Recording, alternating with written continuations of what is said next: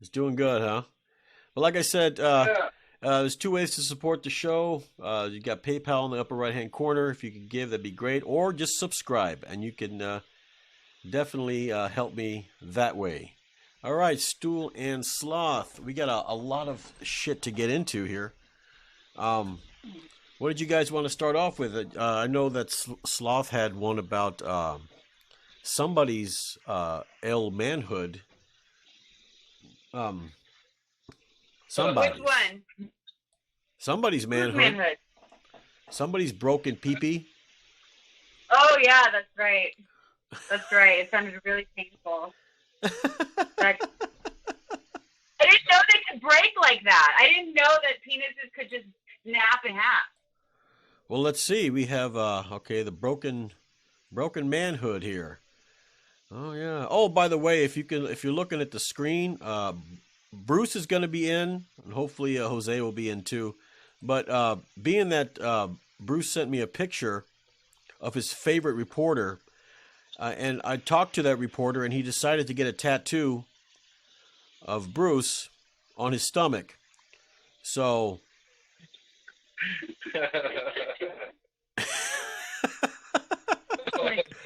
let me go ahead and make it bigger here so you guys can see it. Yeah, this is Bruce's idol right here. He's one of his favorites, and he tattooed his name on his stomach. So that's instead of being the clown today, he's going to be Mr. G. I'm not going to say his name for copyright purposes, but Mr. G there, Mr. Saggy Boobs, is going to be Bruce's little icon today. Yummy. All right. So, of course, we got Sloth's little icon and Stool's icon. That's great. Actually, Stool does look like that. If you look at him, he looks exactly like that. That was a perfect rendition of him. Now, I try to. we got to wait for Bruce to come on, and maybe Hose B might come in too. Hose B Oh. instead of Hose. Oh, she finally gets it. Like Hosey. I Hose had to like B, do it in my right? Hosey. Instead of Jose, yeah, Hose B. Okay, so broken manhood. There's Let me get to the news part of it. It says man heard a loud crack when his penis snapped in half during sex. Yikes! My penis just hurts thinking about that. That is just that just Yeah, doesn't. my penis too. Yeah. I didn't know. Like, what I don't understand is what was the audible snap? Like, what snap? I don't know. Let me read a little bit here. It says Oh, it sorry. says a randy man. I guess randy as in horny. A randy man has told how he heard a loud crack while he was having sex with his when his penis snapped in half. Sean Marston, 48, was getting frisky with his girlfriend, Louise Gray, 36, and when he slipped and he heard his manhood snap.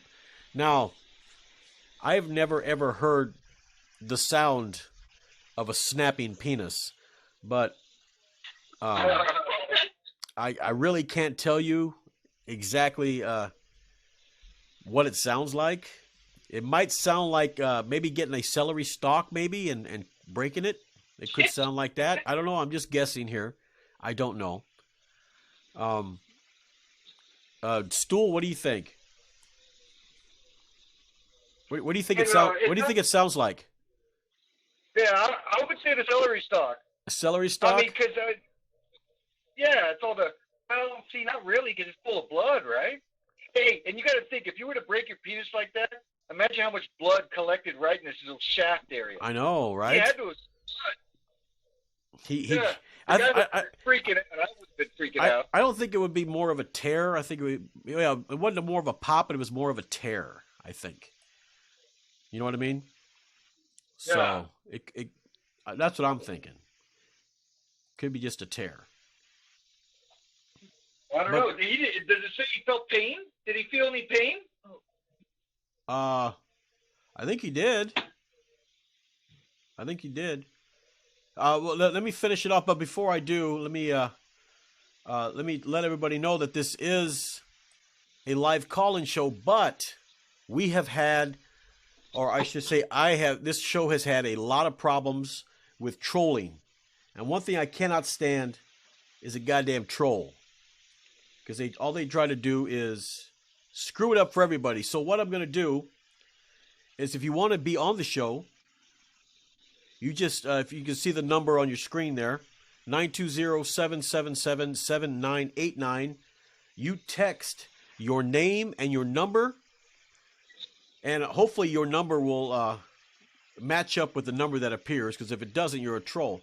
So you give me your name and number. First name is perfectly fine, and then I will send you the number. That way, we don't get any trolls, because I'm sick and tired of these damn trolls. All right, so I'm gonna leave that up for a few more seconds here. Broken Manhood. Okay, let me continue here with that.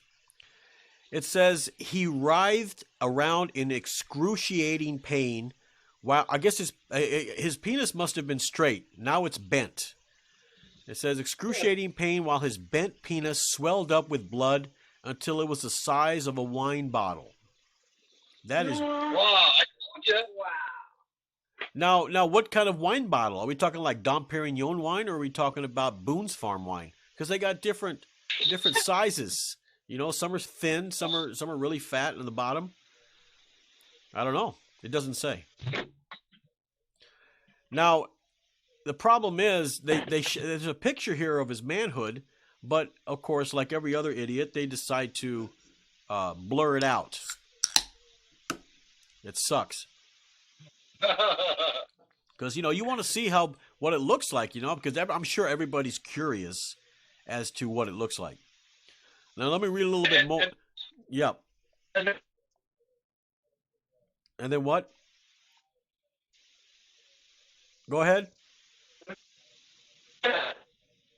That's the reason why. Oh. Now it says he horrified. The girl called the ambulance, and he was taken to the hospital, where surgeons operated to repair the penile fracture, and he also had a torn urethra. Wow, he really did some damage. That woman must have been riding him like a damn stallion. Not if he fell. Not if he fell? He fell from the dick. Well, I don't know. But like I said, there is a picture of him, and it's all blurred out. But I talked to a forensic artist who gave me a rendition of what his penis might look like. I just want to let you guys know that. I paid some good money. I paid some good money for this picture. So I hope everybody enjoys it, and they can really get a detailed view of what his penis might look like. Okay? So let me go ahead and put it up on the screen here.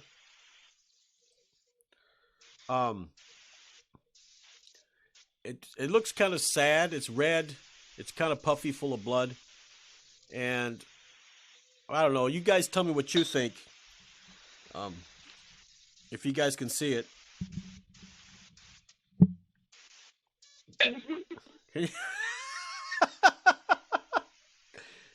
Can you guys see it? No? Yeah. You guys, what do you think? You think that's a good rendition of it? Tears. I think it answered some questions. Oh. I don't know about all that blood, though. I like the little tears coming out of his eyes, like he's really sad, Yeah. Yeah. And the feeble attempt at pubes, that was kind of weird. But I was admiring how the balls have shifted, like, to either side.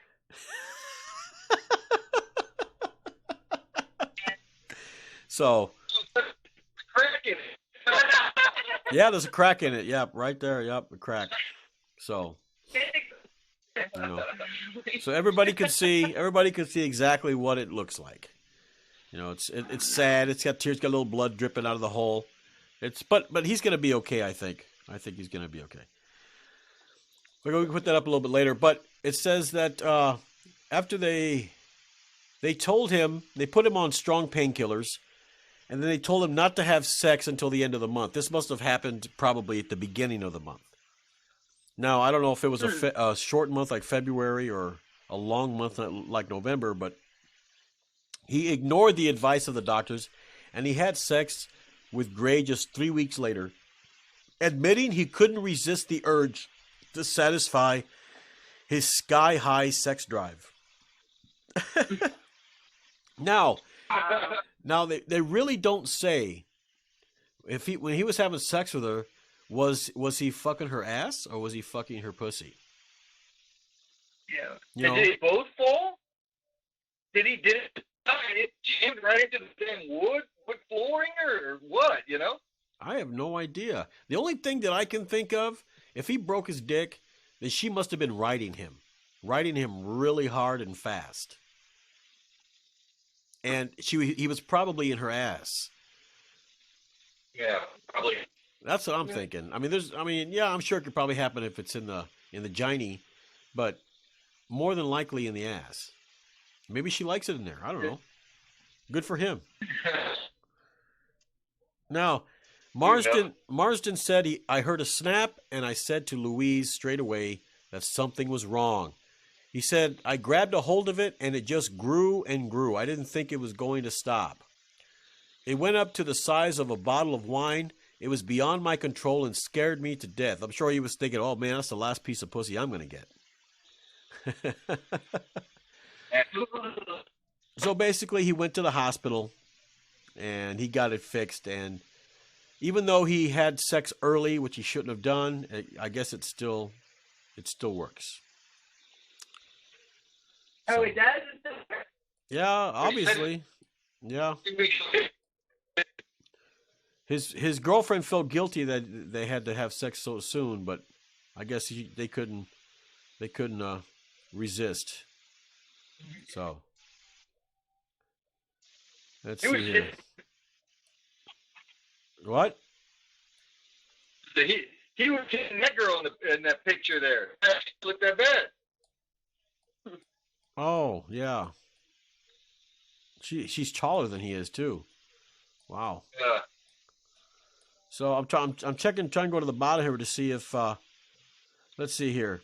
Marsden is due to go back to the hospital in a couple of weeks to have his catheter and temporary urethra tube removed. Oh, okay. So they basically put a tube in him, I guess, to keep the penis straight, being that it was bent. So. Oh man. Yeah. Too much. I know that there's an article where they actually do. He shared a picture, an unblurred picture of that. Really? Well, I'm trying to look here. Yeah, I sent you the article. Yeah. Ouch. Oh, yeah. Yeah, actually, that looks like blood sausage, actually, when you think about it. It does. It doesn't even really look like a... It doesn't look like a wine bottle at all. It looks like a can of Stroh's or maybe a can of Milwaukee's Best. Or maybe red wine. Yeah. Red wine. Yeah, oh. Look at all that. Actually, Look at all that hair. Jeez. Doesn't anybody shave anymore? Jeez. Pretty accurate. Yeah, it's all these SJWs. Oh, it says here, the whole penis was bruised a bit. We were doing doggy style, and it was a bit too frantic. I think we overdid a little. So they were doing it doggy style. Man, he must have been really slamming her. So then that was his fault. Yeah, it was his fault then. Yeah. And why they would have a picture of Chuck Norris right after that, I don't know. Oh my God, it looks like a snuffleupagus. It looks like an elephant nose. a gonzo? Yeah, a gonzo nose. That's funny. Wow. Well, all I can say is I'm glad that wasn't me. But they have this thing now. If you watch it on TV, it's a thing about some sort of plaque that builds up in the penis and it causes it to bend. And I don't know. I think maybe it's just more things so you can throw money at us so they can get more money. You know what I mean? What is it with all these diseases now? All these diseases are popping up, and of course, how convenient they have a cure for it already. So, I don't know. I think it's just a little bit too convenient, to tell you the truth. So, but like they something like that, yeah. Your phone's breaking up, guys. You guys need to either call back or something, but you guys have got poor signal out there. Is your booster on, Stool? Yeah. Yep, you're breaking up really, really bad. Why don't you try calling back?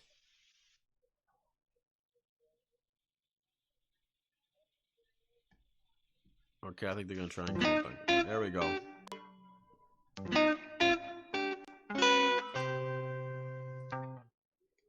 All right, we're going to wait for them to call back. But while they're doing that, just to let you know that you can be part of the discussion. But like I said, I have a lot of trolls trolling this podcast for some reason. I don't know why. But what I want you to do is I want you to text your name and your number to 920-777-7989. It could be a fake name. I don't give a shit. Whatever. And I'll give you the number and the PIN. So, because like I said, we've had so many problems with these goddamn trolls here on YouTube. I don't know what it is with these trolls. Like, they must get off on this kind of stuff to make people unhappy and ruin their podcasts, I think. All right, here we go. They're back on. Let me unmute them here. All right, Stool, can you hear me now? Hello? Hold on, let me see here. Oh, there we go. Can you hear me? Yeah, I can hear you. Ah, there we go. Okay, I had to have the volume up here. Just wanted to make sure. But like I said, yeah, text your name and your number to 920-777-7989, and then I'll give you the number and the PIN if you want to be part of this, because I don't want no damn trolls in this thing. All right, so you guys got, we have another thing here with the Patriots. I'm sure people know about, of course, you know, the fucking Patriots won again. They won the Super Bowl for the umpteenth time. Can the other teams just fucking win so we can get somebody else in there besides these damn Patriots? I mean, it's ridiculous. It kind of makes you wonder if it's rigged. What, they've been there, 5 times or 4 times already? It's ridiculous, right? Yeah, I know. Well, yeah, when do the other teams get their shot? Yeah, but there's a guy named Robert Kraft. I think he's the owner of the Patriots. Yeah, the owner, and he was caught, or he's charged in a prostitution probe. This guy obviously loves prostitutes, I guess. Men or women? Men or women? Nowadays, you know what I mean? You never know. You never know. I know. I hear you. Let me see. I got the... see, there's a picture. Okay. Oh, there's also with every scandal, there's always a joke. You know what I mean? Do you remember that that deflate gate that they had? They talked about the flattened footballs. Remember that? Well, there's a joke going around on the internet, and it says, "What do Tom Brady and prostitutes have in common? They both get paid to deflate Robert Kraft's balls."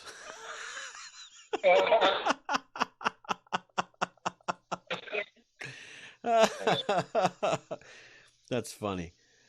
Yeah, this is gonna be a pretty quick one here, but yeah, there's let me see if we can get back over here. Make sure I get. There we go. Okay. It says the frenzy over Patriots owner Bob Kraft's solicitation charges explained. You know how they always love to explain shit. It says New England Patriots owner Robert Kraft has been charged with misdemeanor solicitation of prostitution in connection with a Florida spa with potential ties to human trafficking. The Patriots are one of the most hated teams in American sports. I wonder, the most hated team.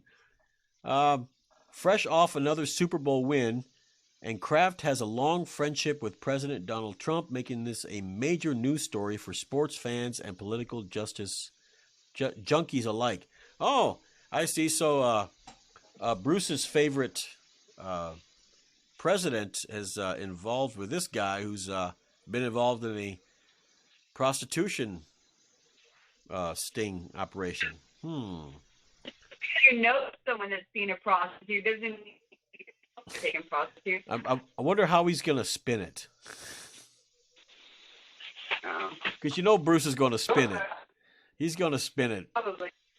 In every way he can. So, you know he is. But like I said, it's real short and to the point here. It says Kraft is among some. Oh, there's two dozen individuals. They were charged by police in Jupiter, Florida. Orchids Asian Day Spa, another Asians spa, and it's part of a month-long investigation into spas and paid sex in the area, according to the local outlet. What's wrong with a happy ending? There's nothing wrong with that. Yeah. Nothing wrong with a happy ending. Jeez, I'll tell you, nothing's free anymore. Nothing's free. So, yeah, this country isn't even free anymore. So, oh well. Yeah, All it's right. going away. It's going away really fast, though. It's going away really fast. Yeah, it is. It really. Yeah. It's, before you know it, it's gonna be like communist China. Uh-oh, I think I know who this is. Yep. We have old Juicy Brucey on the line. Oh, there you go. Hey, don't be jealous, man. Don't be jealous. Don't be jealous. We're talking about Robert Kraft's prostitution probe. He's charged, the owner of the Patriots, the most hated team in America. Oh, are you kidding? I love the Patriots. They're my team. Well, The Kraft, I mean, Bruce, he's an you're the old man. most hated man in America. And what would the most hated man in America have for a team? The most hated team in America. So it kind of goes hand in hand. Hey, I'll earn that title too. So it appears that Robert Kraft is affiliated, or he knows, or a friend of Donald Trump. So how are you going to spin that one? Well, there's no way to spin it. First of all you have to do is just look at the guy. One, he's an old man. Number two, the guy has more money than he has sense. Like, I mean, this guy has got so much money he couldn't possibly spend it all. You know, you get a Right. man like that, whether it be Trump, whether it be Kraft, whether it be Bloomberg, whether it be whoever, anybody with a ton of cash and no constraint, of course they're going to go into prostitution and orgies and God knows what the hell else, you know. I wouldn't doubt if half these guys are getting the whips and chains at some dungeon somewhere. You know? Oh, by the way, Wouldn't surprise me in the least. I talked to I don't know if you're on this, if you're looking at the screen, Bruce, but I was talking with a I friend, am actually. a friend You of would yours. pick that one. I figured The rose-colored I know glasses. I know you have the clown, but I think for this particular, being that you sent me this picture, I figured, you know, he tattooed your name on his stomach, so I Oh, figured yeah. I might, as an honor to Mr. G, I'm going to call him for copyright purposes, Mr. G. It would be honored. He'd be honored to have your name on his belly. So Hey, what can I say? Wouldn't everybody? for this particular show, we're going to have your icon as Mr. G here. Okay, Mr. Gerardo. Some say money. Some say bodies. We're going to open it. Ah. But we were also talking about. And were you watching the screen, Bruce, when we were talking about the broken manhood, the man's penis snapping in half? Oh no. Well, let me go back to it real quick because they never showed it, but there's an artist rendition of it. I was going to put it on the screen. I paid good money for this forensic artist to do this, and so I mean, you get what you pay for. You always work cheap. It kind of looks like you a little bit, but why it's so lifeless.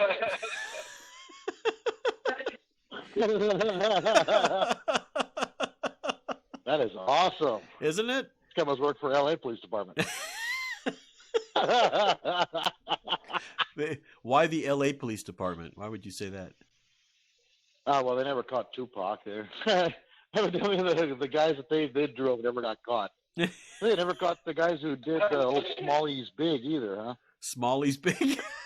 Smalley's Big. Smalley's Big, that's good. Well, yeah. What? Nothing. Smalley's Big. What are you, dyslexic now? No, I just want to honor him by saying his name. Oh, okay. That fat piece of crap wanted to change the world. That stupid trailer for his movie. Is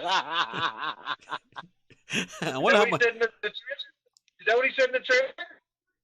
Yeah, well, in the trailer for that movie they made about him, there was some guy telling him he was first getting into the rap world. Some guy tells him, that because it was starting to become popular, he's like, man, Biggie, we're going to change the world, with his music, like, right. Get the fuck out of here. So stupid.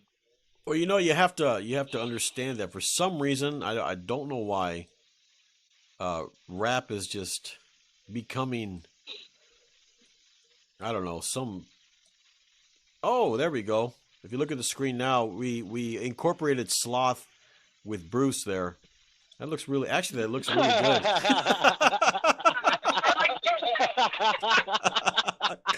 That's really good. That's what our kid would look like. So hold on. Let me see if I can do it with Mr. G here. Let me take off this guy here, Robert Kraft, and we're gonna put Bruce's lover here on back on the screen, and right. We're gonna incorporate Sloth's picture so everybody can get a screenshot of that. There we go. And now we're gonna take off Sloth's face. We're gonna take off Sloth's face, and we're gonna put Stool's head on there. Let's see how good that works. See, that's that last one you did there. That's what Gerardo's there we go. And John Matuzak's doo-doo child would look like. That's doo-doo child. Yeah, they had doo-doo children. That's what it would look like. Right. There you go. That look right there. That's the San Francisco look right there. Right. You guys are horrible, man. Horrible. Now, the next thing is what I like to call one of the biggest dumbasses in world history. Actually, I call him the face of stupidity. His name is Yongning. He's a Chinese, I guess you could call him a stuntman. Yeah. He likes to climb tall buildings in a single bound without any type of safety equipment. Now, if that's not the title of a complete, utter stupid asshole, I don't know what is. Now, Mr. Yongning decided to climb up a 62-story. I mean, he's done this before, and I'll put it on the slideshow here. And there's pictures of him hanging next to the side. Like I said, absolutely no safety gear, just hanging, taking pictures and all that kind of stuff. And I don't know. That guy's fucking hot. He's high up there, man. Oh yeah. Oh yeah. Let me bring it down here a little bit to maybe you guys can see a little more. So is this young genius still with us, or is he? This young genius, as Rodney Dangerfield would say, earned his wings. He earned his wings. Yes. You know what the issue is with this?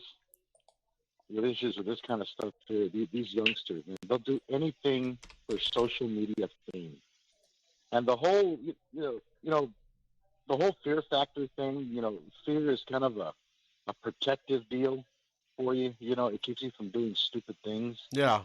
You know, to keep you alive. You know, something a lot of us like to do. Well, ever since like Jackass and all these other programs that have come out where these people are jumping off of buildings, jumping over cars, doing all this stupid stuff. Now these kids are wanting to be famous by doing the same stupid crap, and the fear factor is now gone. So these guys are doing stupid shit, and they're dying because of it now, which is not a bad thing. Right? No, not not at all. I you mean, weed these guys out. You know, you don't want them in the gene pool. You don't want them reproducing. I mean, think about it. This guy falls 62 stories. And I got the video, and I'll be showing it here in a minute, but he falls 62 stories to his death. Hopefully he landed on his head. It kind of reminds me of that Judge Dredd, or the movie Dredd, when they give him that drug and then they throw him off the side of the building, and it's like in slow motion. Oh yeah, I forget what they call that stuff. Yeah. Yeah. Same thing here. How old was he? How old was he? I have no. He was obviously. I think he's in his 20s. I think. I'm not sure his exact age, but it doesn't really matter. He's an idiot anyway. Yeah. He's what? He's Chinese? Chinese, yes. Yep. So. But they couldn't see how high he was. His eyes weren't coming up. Well, let me go ahead and show the video here. Now, as you can see, let me get it a little bit bigger here.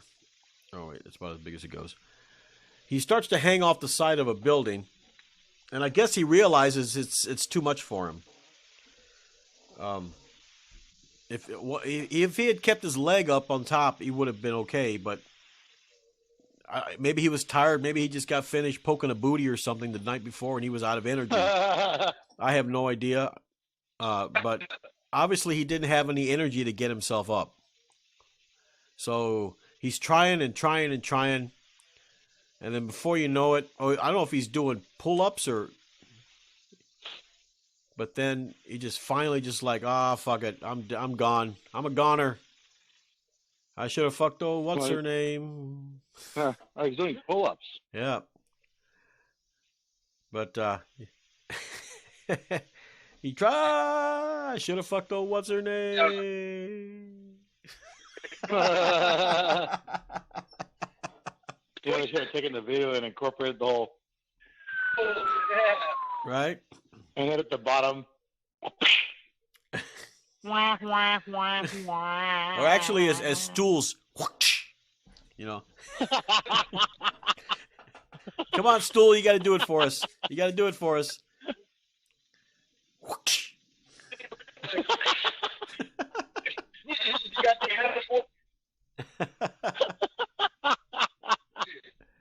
That's great. Too bad there wasn't anybody down at the bottom to catch the aftermath. That's the thing. That's the thing I was talking about. What if he was doing this and he falls and he lands on somebody and kills them too? You know that's going to kill that person instantly. Both of them. Man. See, you know, a guy like this takes 67 stories? 62. Or 63, something like that. Yeah. That is... You know, the thing is, too, a guy like this has to figure that sooner or later his luck's going to run out. Oh, see, I saw this guy on YouTube. About a year ago. And I'm like, this guy, one of these days, is going to slip or he's going to grab something wrong and he's going to break or something. And the guy's going to drop to his fucking death. And it came true. I was wondering why, because I was looking at the steak today and it was $2.99 a pound or something like that. It was really cheap. So I knew. Because he's not eating anymore. That's why. Exactly. It means more food for us. See, all the stupid people can just fade away and go. and leave the smart people here to reproduce. Well, That way we nature can- is cleansing the stupidity out of humanity Yes. here. And by all means, Yeah. anybody who likes, anybody out there who likes to do this kind of stuff, keep doing it. Keep doing it. I'm telling you not to It's stop. unbelievable. It's unbelievable what some of these people are doing. Not only these building climbers, but like I was telling you earlier, people jumping off roofs like into a barrel. You know, and they're not, of course, aiming right, because whenever you drop something from a roof, it never lands where you intended. You know, that Right. perception thing. So I mean, you know, these guys when they land, they're landing on their backs, they're landing on their heads on these barrels off a roof. I mean, I get to figure out what the hell these guys are eating or drinking that makes them think that this kind of thing, it's going to work out. This is going to be awesome. I wouldn't have done that. I mean, I've jumped off roofs in my day, you know, but I jumped straight onto the ground. I mean, what kid didn't do that? But these guys are like jumping into basketball hoops and all this stupid crap, hurting themselves really bad. And how stupid do you have to be? Oh, well. I mean, really, it only seems to be this generation that was doing it. I mean, previous generations, I'm sure, did it, but not stuff like this. Yeah, At least not to this extent. It all started with that jackass. It started with jackass. That was a start to the social side of it. Yeah, I think to mainstreaming all this stuff. Jackass started that, which is fine, I guess. Going off a lot of millennials, can't go wrong with that. The only thing I can give this guy props on is the fact that he's not afraid of heights. Man, if I was up there, every orifice would be shooting out something. You spraying mist out of every orifice. Yes. I mean, that is scary shit. Imagine, I mean, you also have to take into consideration the wind.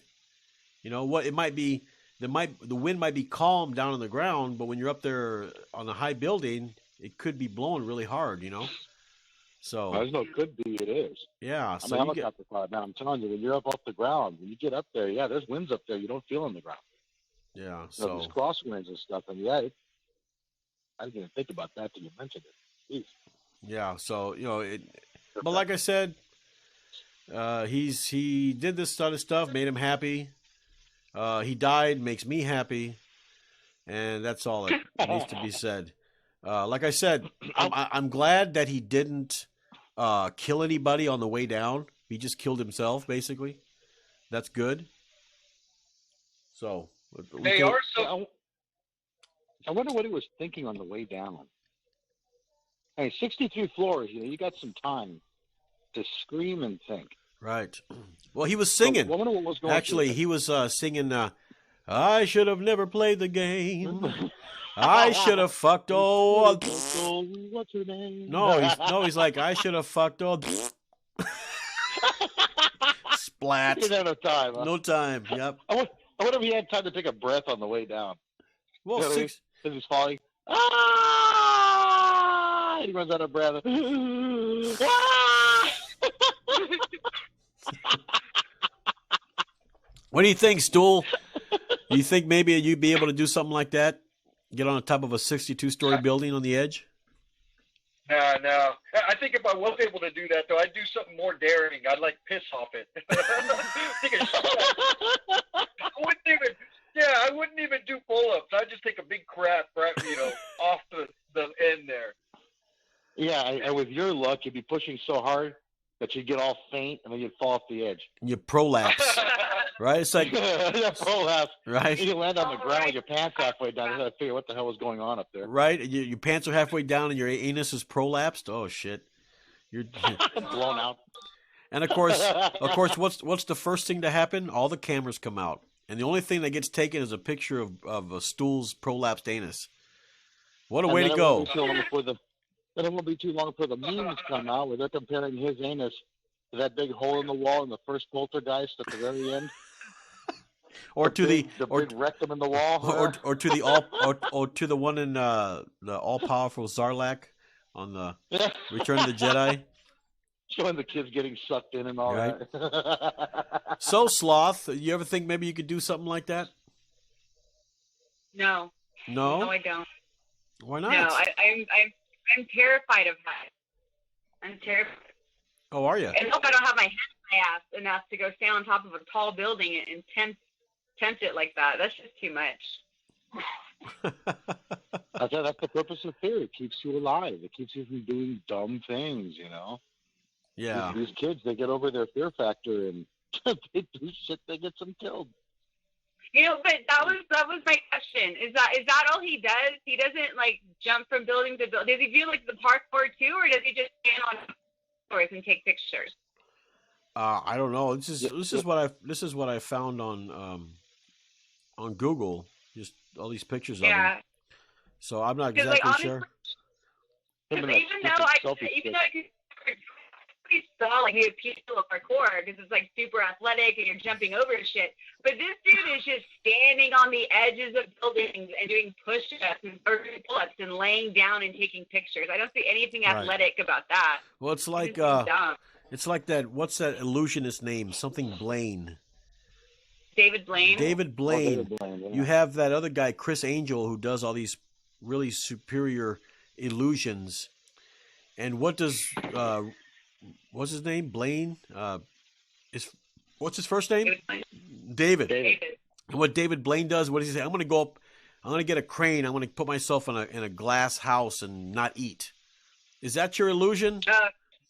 Is that the magic? What's so miraculous about that? Yeah, what's so miraculous about that? I don't understand that at all. Okay, so you don't eat for a few days. So what? These guys, it's not a matter. I don't think they're doing it because it involves talent to do it. They're doing it because they want these kids to look at it and go, "Oh, look at him! Wow, that's cool. I wish I could do that." He wants to be admired and wooed, as we say. That's why they call him so woo. But then again, now he's a Yongning at the bottom of the building, a big pile of it. He's a big grease spot on the bottom of the. I bet he took a Yongning on the way down. Right in his pants. A Yongning. He took a big old huge Yongning, huh? Yeah, but all these kids that admired him, now that he's dead, now it's just basically off to the next person. Nobody's going to give a shit about this guy. There ain't going to be no memorials, set up for him.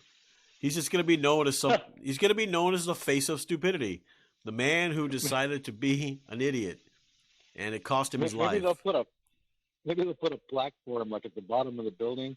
Like right where he hit the concrete and he broke all the concrete right there, they'll put a plaque right there with his name on it. And I bet the concrete will still have an impression of his face. You never know. It just might. And it didn't change it. It's just as flat. It might. You never know. Yeah, that's the best he'll get. It'll be lost to the memories of time. Nobody will care about it. A moment frozen in time.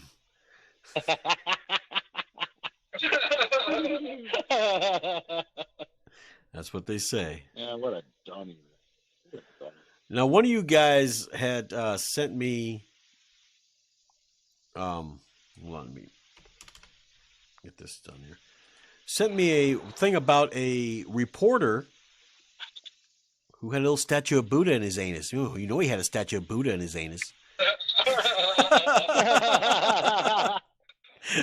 You remember? I think you were talking about David Carradine, wasn't it? Yeah, I think it was. Yeah, we were talking about David that. Carradine. And Stool says, he's got a little statue of Buddha in his anus. No, his name is Chris Burrows. The case anchor? Yes, that anchor, the gay anchor man. Oh, yeah. Or so-called, he had a family, a wife and a daughter. So, and that's the thing. That's one thing I don't understand. These guys, they get married, and then I guess they just finally decide, you know what? I can't help my taste for anus. I have to let my wife know that I'm gay. I mean, if you're gay, then why get married? Do you think that maybe if you cover it up, you're going to be accepted? I mean, people do accept it nowadays. That's the thing. That's part of the reason they're doing it. I mean, if you think back in the old days, where if you were a homo or a fag, you got your ass beat. Sure. Today, it's like they're forcing it on us. These guys are like, well, now I can just do whatever the hell I want because if anybody judges me, then I can And I have recourse now. Yeah. Whereas back in the day, they did. Now, this guy, he was married and had a kid. He probably may not have been full-on gay, could have been bi or something, but the worst of it is going to be for the daughter. Not even so much the wife, because the wife can get around it, but the daughter, when she's in school. Oh, your dad had a rock of meth up his ass. Was it good? Do you do it too? Did he ever do it to you? Oh, think of the jokes she's going to get. He was banging another dude in a hotel room. Especially since he was still found in that sex mask. He had that mask on when he started vomiting in it. That's how they found him. So all those dirty details about. Yeah, they all came out. That's my goodness. I got the news. I got the new story. It's actually from a gay website. It's called Queerty. Queerty. It's free of free of an agenda except the gay one. Now it says married news anchor's death deemed meth overdose after Grindr hookup gone wrong. So Bruce, you use Grindr, don't you? Grindr? No, I knew it. Never. Okay, you got me. I knew it. I knew it. Bruce uses Grindr because he absolutely loves it. Can't get enough. I hear you. All right, it says... and it's not like this guy was unknown, too. This guy was known by everybody. He was a newscaster. Right. It's not like he was just some jerko in the street corner, It says... That makes it worse. It says, here's a public service announcement that tragically came too late for one well-respected news anchor. Meth does not belong in a human body, and certainly not inserted anally. It says longtime KTLA personality Chris Burrows' cause of death has been officially attributed to methamphetamine toxicity, according to the Los Angeles County Coroner's Office. It says meth use among men who have sex with men has been a resurgence in recent years, and it's something we need to talk about in the open. It's easy to villainize users, to blame people for their problems, but sometimes it continues to lead men towards an unbelievably harmful substance that must be addressed. No, who gives a shit? Look, this thing about, you need to feel sorry for the user. It's an addiction. Oh no, it's a disease. That's one thing I hear all the time. Oh, he's doing heroin. Oh, he has a disease. No, he has an addiction. An addiction is different, way different than a disease. Yeah, an addiction is a mental illness. Yes. Whereas a disease is something you either inherit or you contract. If it is, give them the benefit of the doubt. If stuff like drug use or alcoholism is a disease, why is it the only disease you can be yelled at for having? Yeah. You never hear of anybody saying, "What the hell's the matter with you, man? You got lupus. Are you an idiot or what?" You don't hear that or that. But this guy, you're an alcoholic. I know. I guess it's just one way of trying to push the problem onto something else. Make it not your fault. It's genetics that caused me to do it. You know what's leading to all this stuff, man? What? Acceptance. It's acceptance. Acceptance of the queers, acceptance of drug use, acceptance of all this. People are accepting it now. More people are wanting to do it. Yeah. That's what it is. It's acceptance. Back in the days when we didn't put up with this crap, you didn't read stuff like this, at least not anywhere near as often. Now this kind of stuff is everywhere. It's acceptance that's caused all this. Right. What do you think, Sloth?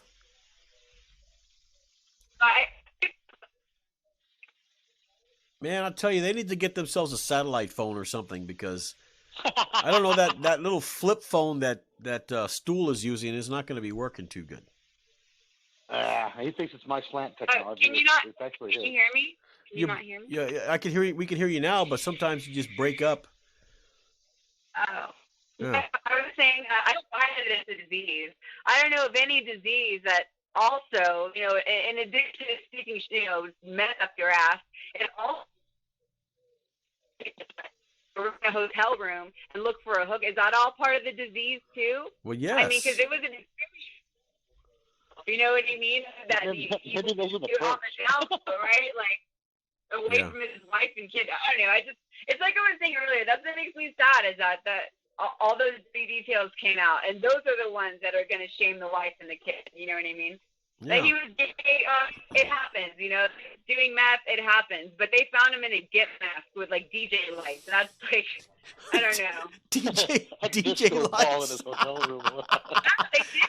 He set up like a whole. They were having sex all afternoon. Apparently, he had told his boss that he was gonna leave because he was sick, and he met up with that dude. It was a big plan. Like it was a big thing. Huh. Now, Evidently, he already had the room decked out and all that. right? Yeah, but that was a disease, though, right? Like, Well, yeah. I just don't buy it. I like the fact he had DJ lights in there. I wonder if he had like a little what do they call those things? So that bubbles water, a spa like in the shape of a martini glass, or what's that? And a vibrating The vibrating bed. Vibrating bed, when you yeah. put the quarters in a heart shape, you know. Can you imagine having sweaty man sex on a pink heart-shaped bed that's vibrating? Yuck. That's another thing. Yeah, they call this a disease. If that's the case, I mean, how come people that have, you know, they're not dementia, but like they go insane, you know, so they don't call that a disease. They call it a mental illness, Sure. you know, because it wasn't something they contracted. Why do they continue to call this a disease? It's not Right. a disease. It's never been labeled a disease. A person could You know? be They give it that, I guess, to give the guy some excuse. some for doing what he clout. did. Some clout. No, the thing is, yeah, they do it that way. They don't have to blame themselves. They can blame it on everything else. Now it says here, a man had called. Burrows, 40. The guy was only 43. He was found unconscious in a motel room in Glendale, California, on December 27th, and died after being transported to the hospital. A man had called Glendale police and told them an individual he was with had passed out and was possibly not breathing. The man, who said he initially met Burrows on Grindr and had seen him 4 times previously for sex, tried to perform CPR on Burrows before the paramedics arrived. Now, Something he didn't realize. right. You It can't says perform CPR by putting a mouth on his pepper.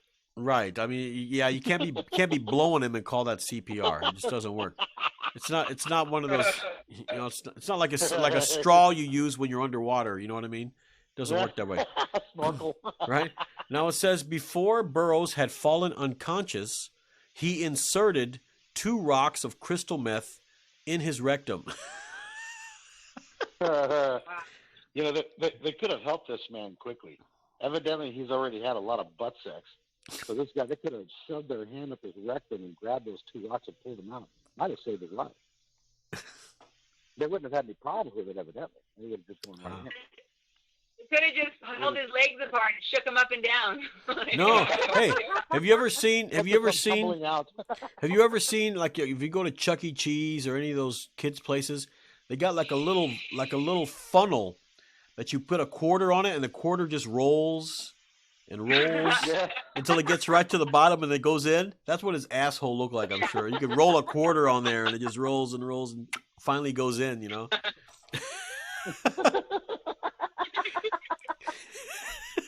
Now it says the other man wasn't charged with a crime. I guess it was ruled accidental. So he got off.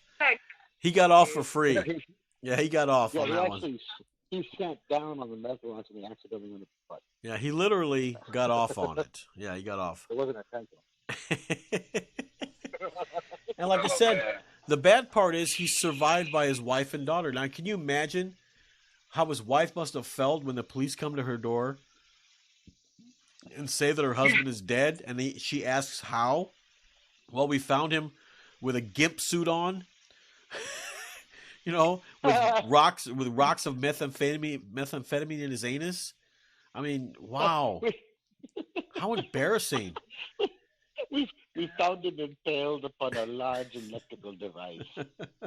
It's The just doctors like did everything they could, but it took them 2 hours just to get the smile off his face. it's like I I had forgot we used 220 volt current.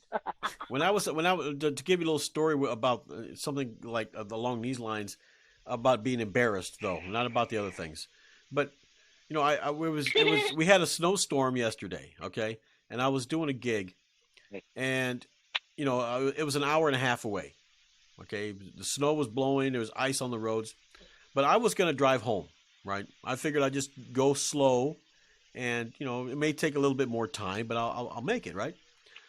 And of course, a couple of friends of ours that were in that town said, no, you can stay with us. We have an extra room, and you can. Of course, I didn't bring any provisions. I didn't bring any, an overnight bag or anything like that. No But white jelly. No. one thing I really, funny guy. But one thing I really can't do is stay at somebody else's house. Especially, I mean, I know those people, but I don't know them. You know what I mean? I only know them through. We see each other once in a while. No, but the reason why, let me tell you why. Because, let's say I said yes, right? We go to the house and we stay in the room, and I take off my shoes and my feet stink something fierce, right? I mean, just reek. Now, the next morning when we leave, they're obviously gonna go in there and clean, right? And they're gonna walk in there and they're gonna smell something inhuman. You know what I mean? So now their perception, their image of you has completely changed. Or let's say you're there and you just ate beans, so you're farting up a storm, and the whole place and the whole room smells like ass, right? So you leave the next morning, and they walk in there, and it's like they just stuck their head in the toilet. You know what I mean? That's why. Yeah, that intestines and shame. They're smelling your colon. Exactly. That's why I don't like to do that, because their image of you gets rerouted, so to speak. They just automatically like, oh my God, this guy stinks. Oh shit. Yeah. So now if I go see him again, they're gonna look at me differently now. So I would rather not stay. I mean, if it was somebody, like if it was a family member, if I was staying at Bruce's house or Stool's house or whatever, yeah. I mean, they know my scent. Okay, I know their scent. But or even Sloth, but that somebody that a friend of yours that you've never spent the night at their house, and they only know you as not acquaintances, but they've known you for a while, but you've never spent the night at their house. It changes. It changes you. I'm telling you, if somebody stayed at my house and I went in there to clean and the place smelled like intestines and shame, I would be like, oh my God, does this person bathe? And he might have a flatulence problem. Who knows? He might, have sweaty feet. It's a condition. So I don't know. That's just my thing. Yeah, and like I said about his wife, can you imagine how embarrassed she must have? How the whole world sees her now? How hard it was. Yeah, I mean, this friends that know the whole story. Yeah, I mean, they're basically probably saying, "Man, this woman is fucking stupid. She didn't know that this guy was gay." I mean, I'm sure she probably licks his balls. She should have known the big old cavern that was in the back of his cheeks. There's ways around that, though. There's ways around that, especially today. Well, a little alum.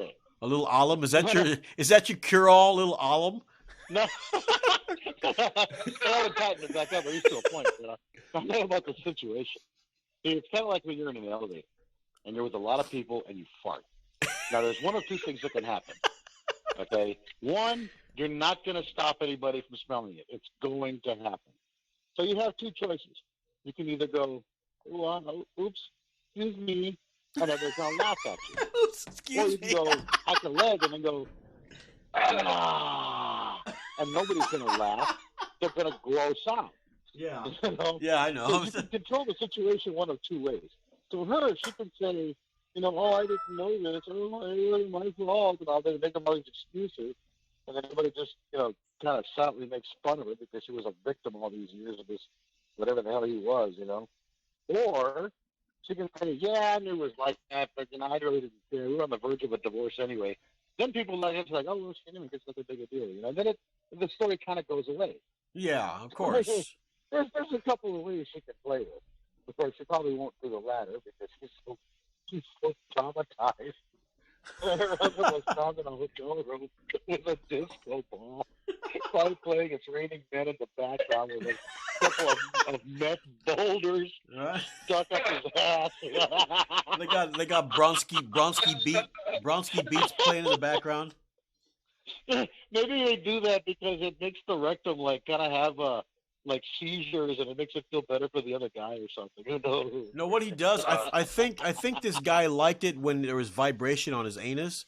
So his boyfriend would put his lips right up to the guy's anus and go, Matt Damon, and the vibration, the vibration would cause it. Yeah, Matt Damon. Matt. If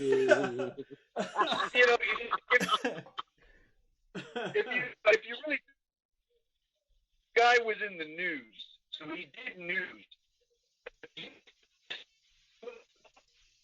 Oh, his phone's breaking up again. He must have pissed somebody off so bad because this guy's in the news, So they wrote a story about him after he dies and described everything that was going on. You know what I mean? Yeah. They really wrote everything, So he pissed somebody off. And they gazed into his rectum, it was flush. All the little dirty details, man. I want to make sure you know exactly what the state of his rectum was. It just adds to the imagination. That's pretty sad.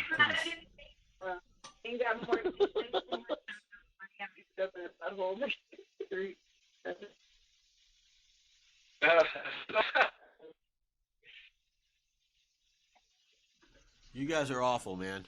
All right. Well, this guy got what he deserved. He got what he deserved. And he thought he could lead a second life, behind his wife's back and all this kind of stuff, and just to see all these people. He got exactly what he deserved. And it's even better that he was a newscaster, because then everybody knew his name. It's not like you saw the story, you saw the headline, you read the name, you didn't know who it was. No big deal. You forget about it the next day. It's not for the few giggles you had to defend. But now this guy's going to be a laughing stock, not only at the station, but when are they going to put him in Tombstone? What they put on there? He was a nice man. He was very funny. He had the usual crap. Of course. Obituary. That's where the saying comes from. Only the good die young. Because they never talked about, oh yeah, well, he was an asshole anyway. Nobody cared about him. He was really mean. He hated kids. He tortured animals when he was young. You never hear the truth about a person. Right. He's like, everybody that dies is always the greatest person on earth. I don't want that to be my obituary. I want it to be true. He'd give you the shirt off his back. Dickhead anyway. Yeah, shirt off his back. Always made you laugh when you were down. Yeah. Always cheer you up. Oh no! The best one is when when he walked into a room, he lit it up. Everybody would light up a room every time. He was the life of the party. Yes. Yeah. Life of the party. Always smiling. The guy was always smiling all the time. I'm sure he was getting fucked up the ass. I'm sure he was smiling. And it's funny because you find out as you read later on in the story that he was busted in some drug deal gone bad or something. You're like, oh, this is the nice guy giving shirt on his back, huh? They kind of put all that crap in the same story. Yeah, right. Just people, they want to be a little bit dead. What does it matter? They're dead. They don't get. Well, like I said, it's not me, so I don't care. True. Better him than me. That's right. Better him than me. I would never get caught in a hotel room with a disco ball with meth in my ass. So it would only be him. Hey, maybe you start a trend. How many other people are going to say, hey, that's a good idea, let's do that. But so he didn't know how to do it. That's why he died. But I know how to do it. You know how drug users are. You know? They always want the same stuff to kill the guy because it must be really good, you know. He didn't know what he was. Yeah.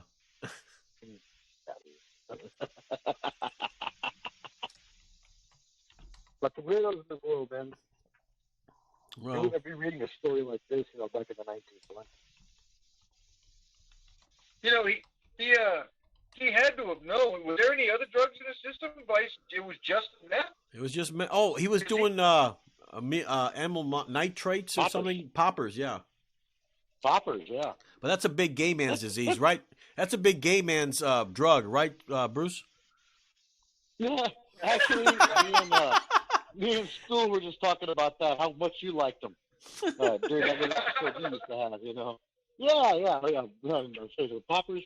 Yeah, every time you ever hear about poppers, it's always among fags. You never hear about straight people using poppers. It's always gay people.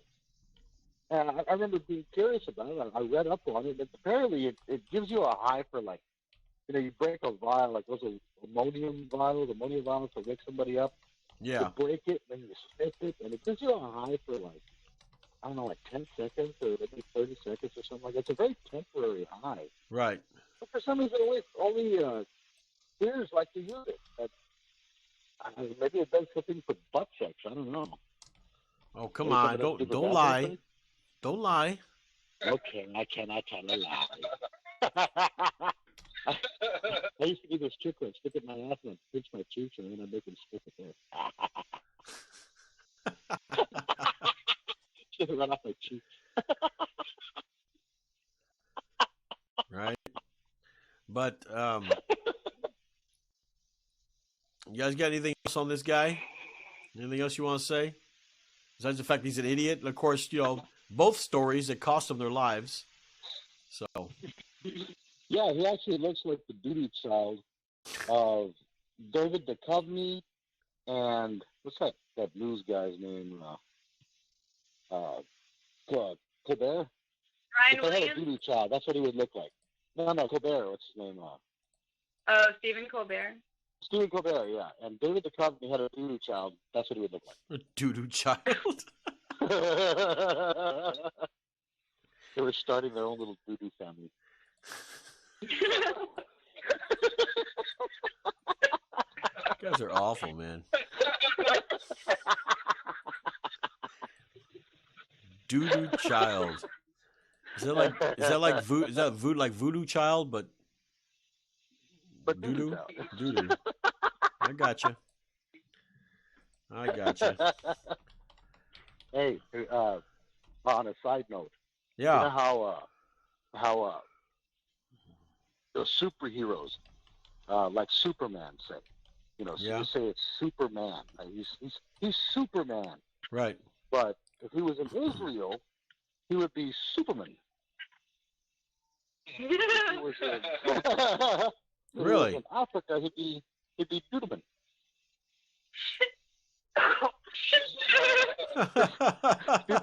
These are your foreign superheroes. Ah. It's Superman. You sure it wouldn't be Supermanberg or Ski or something like that? Because they always got the Ski or Berg or super right, Supermanstein or something like that. It's always something like that. Always got to have a Stein or. Except in Germany, it would be Superstein. Yeah. But There's Superstein. What'd you say? Super Stain? Stein. Oh, Stein. Oh. Stein. Okay. Well, let's. There's one that I think Bruce is going to enjoy because it's something about a particular group of people that he's not particularly fond of, but that's okay. He goes by the name of. Get the drum roll, please. His name is Jussie Smollet.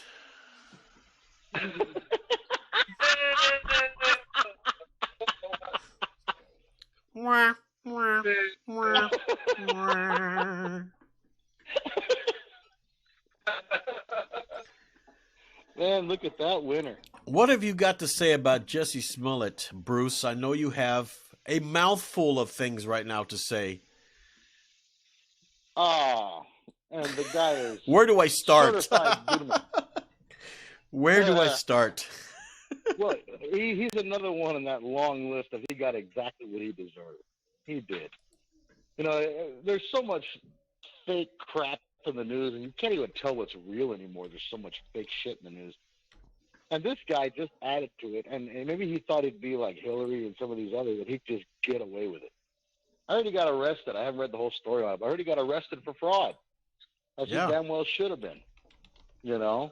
I mean, you don't say crap like this and besmirch and slander somebody and just expect to get away with it. Just because everybody else has doesn't mean you should join in on the bunch and, you know, try to capitalize on some of that fame.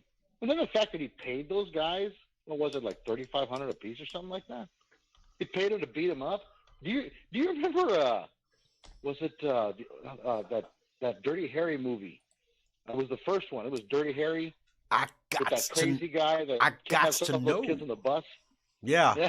Remember that one? Remember when he Zodiac. pays that black guy to?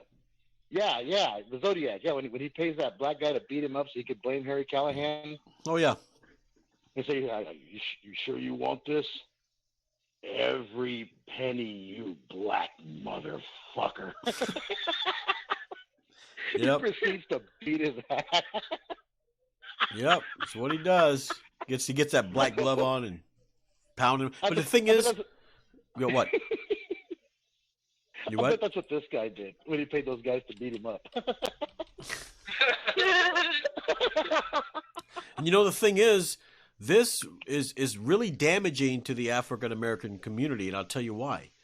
Because this guy tried to make it look like a hate crime. So now, then we know he's full of shit, and he hired those people to beat him up. But what's going to happen now? Every time you have a black person screaming hate crime, or this white man beat me up, no one's going to believe him now. You know, all because of this one guy. No one's going to believe him. Yeah, but then they'll try to start some coalition to turn it around. Look at rape victims. How many women have said, you better not mess with me or I'll scream rape, which obviously means that they're gonna phony up the charge. You know, right. And then when a woman really gets raped and nobody believes her, people get pissed off. Why don't you believe her? I'll tell you why I don't believe her. Because women just do this kind of thing. Yeah. You know, I mean, you can't believe anybody anymore because of people like this. He deserved what he got. And this guy, does anybody know what the motive was? Was he just trying to? This piece of shit was unhappy with making $100,000 an episode. It wasn't enough for him. So he wrote this phony letter that looks like a third grader wrote it, and he wrote it to himself and turned it into his, studio or whatever. And they didn't really do much about it. Nothing really came out about it. Right. So, then he's like, okay, well, I'm really going to get their attention, and did this shit and paid those two idiots with a personal check for $3,500. Like, I think it's the stupidest thing, and I really, really hope they throw the book at this guy. His stupid, smug face just pisses me off, and I'm glad they're writing him off that shit. He deserves everything that he gets and more. Oh, yeah, he's a dim bulb, man. And like I said, he's basically tainted the African American communities when it comes to blaming the white man. That people are going to start thinking twice now. It's like, really? I'm hoping the good thing that comes out about it is that whenever it first came out and he had just everyone was just saying, oh, we gotta talk. Everybody from Kamala Harris, Cory Booker to celebrities, everybody was jumping on that train. Oh, we need to prosecute these people to fully stand the law and all that stuff. But now that it's him who's the perpetrator, now they're all walking it back. Oh, wait, all the facts are still coming out. Yeah, the news is tainting all the news. They're not blaming him. They're saying that his derangement over Trump is to blame for it. So really, Trump is to blame. They're trying to shift blame for all this. Everything. Joy Behar. Same thing. Problem. Yeah. Yeah, of Yeah, course. Joy Behar, same thing. She talked about all those people and how they're racist for doing this and racist for doing that. Now all of a sudden it's finding out she did it. Did she get fired like Roseanne Barr did? No, she still has her job, and they're trying to keep all that hush hush and hope it just goes away. You know, it's the way the left is, man. It's the way the left is. They can't help themselves. Why does everything always boil down to the left? Well, because this is a political issue. This Is is it? about Trump, isn't it? Old Jussie I Smollett. think I think it's Jussie Smollet. I think it's more of a racial issue actually, because like I said, they're gonna hear those four words: hate crime, Jussie Smollett. That's what they're gonna hear. So it's like, okay, hate crime. Nope. Look at this, Jussie Smollett. You know, he ruined it for everybody. There's always that one guy that ruins it for everybody, and he ruined it for the African American community. He took away their excuse right there. Yeah, but they won't charge him with a hate crime. When have you ever known a tailor to be charged with a hate crime? Whenever a white guy commits a crime against Taylor, it's always a hate crime, even if it wasn't. But when Yeah. it's the other way around, I've never seen a black man charged with a hate crime. Not once. That alone tells you hate crime legislation is just bullshit. Because they are trying to judge what you were thinking when you did it. It's garbage. You know, you can't charge someone for their thoughts. It's horseshit. It's all horseshit. It's fucking No, you can garbage. charge someone for intention, and this guy absolutely had the intention on having these two black Nigerians beat him up, and then they were going to find two random white guys, whoever they found that he described with his phony fucking description, whoever they found, he was going to make sure and follow it to the end that they fucking went to jail. That was his whole intention. He wasn't just to beat up and all this would go away. He was going to play this to the very end, and those were his intentions, to blame white people for it. So race absolutely was one of his motivations for faking it. And the So only even though Yeah, absolutely. he was thinking, the proof is in what they said, all the evidence they found, the text messages, the personal checks. I mean, now they're trying to spin it and say, oh, since one of the brothers was a trainer and the other one was, I don't know, he was an actor or something. They were both involved in that show Empire. So now they're saying the $3,500 that they gave him, or that he wrote to them, each of them, was for the trainer. It was for a 30-day training course, and that's what he wrote in the memo of the check. Like, that's proof that it was for a training course. It's like, you can write anything in that fucking memo, and if anybody buys it, Yeah, maybe it's a Negro thing. well, first It's got to be what it is. well, first of all, he wrote a check. What is this? The yeah, 19? personal check. What is this? The 1980s? Who the hell writes checks anymore? I haven't Yeah. read a check in probably 30 years. Yeah, I haven't written a check either in a long time. Usually, you use a debit card or something. Check. My goodness. Maybe he was hoping to cancel it later. Right? Hopefully it doesn't bounce. He'd be able to save $7,000 and get his ass beat for nothing. Now there's a news article I'll go through real quick. It says Jussie Smollett arrested and charged over alleged hate crime attack hoax. It says he's black and gay, so that makes it actually worse. That's a double whammy. Yeah, that's a double whammy right there. It says We didn't Smollett, have those guys rape him too. who is black and gay, is also a queer character in the Fox drama Empire. My goodness.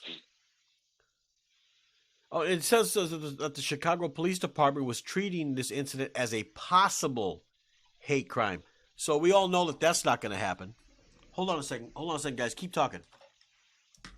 Yeah. Another thing is too is really tested him. Like, they're mad. They had that press conference, and I don't remember who it was. I totally forgot if it was the sheriff or who it was from Chicago. But he was talking about how pissed he was that the city didn't deserve it. You know, they treated him, like a victim, and they Right. spent hundreds of man hours and all this stuff, and they're really mad at him. That's what I'm saying. I don't know anybody that's still standing behind him. Like I haven't read anything about anyone who's standing behind him. So I really hope he has all that money back too. There actually is one guy that's standing behind him. One of the actors from Empire, the black one. What's his name? They're all black. Oh, that one. Oh yeah, that one. Yeah. The black one. Yes. I believe he's standing behind him. Well, and that's going to change him. Wait and let Justice play it out. He just kind of wants to, because he can't come out and openly, you know what I mean, attack that dude. I guess I don't know. Yeah, this guy was complaining about only getting $100,000 an episode. They just fired him. Now he's not getting anything an episode, and his career is ruined. It's ruined. Now he gets nothing, and it's his own fault. It's his own fault. Of course, he'll spend his time blaming others. It's always the white man's fault, or society's fault, or slavery, or oppression, or whatever the hell he wants to blame it on. But it all comes down to one thing: he did this to himself. He didn't have to do this. Nobody paid him to do this. Nobody forced him to do this. He did it on his own. He ruined his own career. But I'm interested to see who he's going to blame for the loss of his career. Kind of like, what's that other chick's name? That one you're in love with. Ivan. No, Kathy Griffin. Kathy Griffin, that old, nasty, worn-out thing. Oh, yeah. Blaming everybody but herself for holding up that head. Like they kidnapped her kids. That hold up that head or we're going to kill your kid. She did that on her own and ruined her own career. You know how he says it, giddy, or something like that. What's his name? Quagmire? Hey, don't you be talking about my girlfriend like that. That redheaded girl. Oh yeah. She can sit on my face any day. What does she look like down there? I can imagine it looking like a firecracker wrapped in roast beef. Bald as a baby's behind. But like I said, this is not going to be the last one. There's going to be somebody else doing it, you know. And the thing is, it's making big news right now, but it's going to fade away. Okay. Now what's going to happen is, mark my words. Here's my prediction: a white guy's going to do it. He's going to have some white guys beat him up and say it's a black dude, and it's just going to backfire on him. No one's going to believe him. Automatically, it's not going to be like they believe him. It's not like they're going to believe him at first and then not believe him. They're not going to believe him on the spot. Like, oh, you're full of shit, dude. You beat yourself up. It's the way the public. Well, yeah. It's the way the public perceives it. I do. I really do. Especially since I don't know if what New York newspaper or what, one of those magazines put out a picture of his face with just the word liar underneath in big, like, all caps. And it's just like, when you have stuff like that, like, no one's ever going to hire him again. You know what I mean? Oh, like, no one's ever. Yeah, he's done. So, like, that, not only are you done, or is your career over, you're not relevant, but now you're a liar for the rest of your life. And when somebody says your name, they're going to think you're a fucking liar. Yeah. You're not going to count for anything anymore. And I don't know, that kind of, especially since he's so emotional, like, it makes me feel like, I don't know, maybe he's going to kill himself. I hope not. I hope he doesn't, but that's my prediction. That's another steak on my plate. I hope he does. He's another steak on my plate. Besides, there's always barber college. You know, he can go be a beautician or something like that. You know, he is gay. So. Yeah.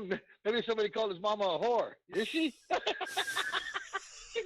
Oh, you know where I got it from then, Bruce. Oh yeah. Well, there's always barber college. Oh, damn! I didn't think anybody would catch that one, but of course, you know, I can't pull one over on Bruce there. He knows. What the hell was I thinking? All right. Anybody else got something to say about this guy? No, I got one last thing. What? Oh, go ahead. No, go ahead. It's okay. I'm about to move to another thing, but go ahead. Last thing. All right, one last thing about this guy. Like you were saying, I predict he's going to kill himself. He's going to kill himself, and he's going to do some note that it was this guy's fault, and I predict that's where it's going to stop and say, you know what? Maybe it was their fault. It wasn't his fault. They drove into this, and he's going to use that to try and turn it around. Of course, he'll be dead and rotten in the ground, but I guess it won't matter anymore at that point. He'll eventually be a faded memory, and nobody's going to remember except as Jussie Smollet. Right? Yeah, he's a piece of crap, man. Yep. It's because of people like him, society is the way it is. That's true. I believe that. I believe it. Now, we have what I call you didn't come in last, Johnny, in last place. You're the last winner. Oh, my God. Am I fucking sick and tired of hearing that shit? Whatever happened to the days where they said, Johnny, you fucking lost. You're a loser. Whatever happened to those days when you built some character in these kids?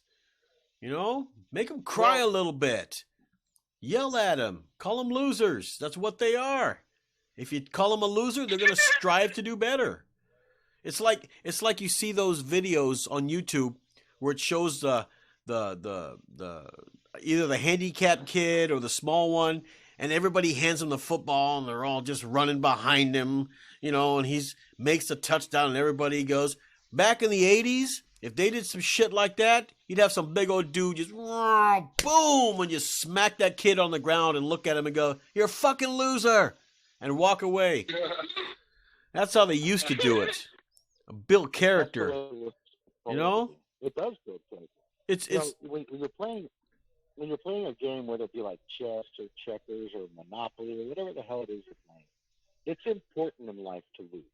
Now, you're not going to hear that from a lot of teachers and a lot of parents, but it's really important in life to lose because look at it like this: if you play a game and you win that game every time, one, the game becomes easy.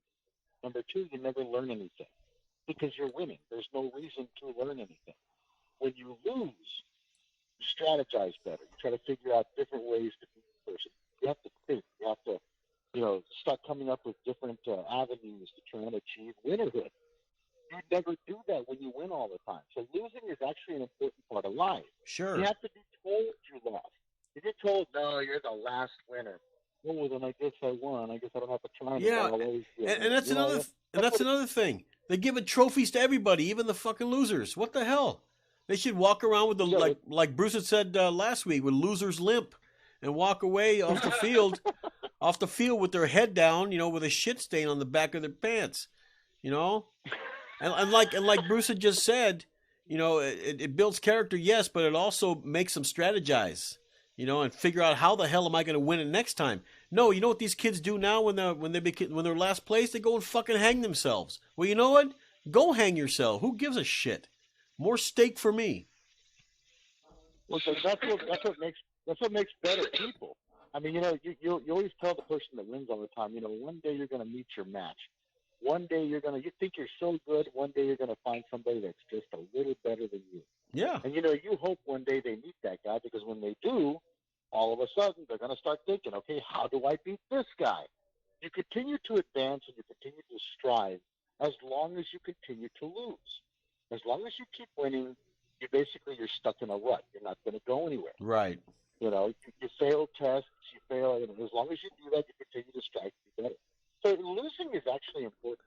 But the problem is they're so concerned about these kids' feelings and they're crying and all that stuff that they're basically hurting these kids, and they don't even realize that, of course, until it's too late. It's always when it's too late. Of course. We should have done that. Too late now.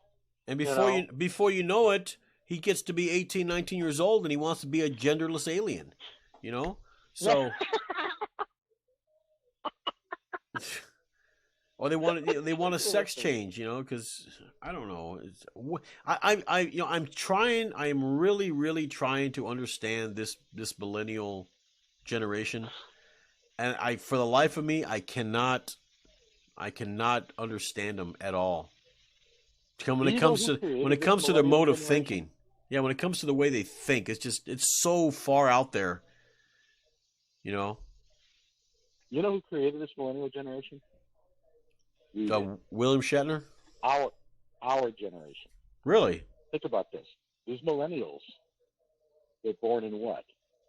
90s? Mid-90s? Yeah, early to mid-90s, sure. These these are children of kids born in the 70s. So it's actually our generation, unfortunately, I believe, that has created this generation of Nancy boys. These soy boys.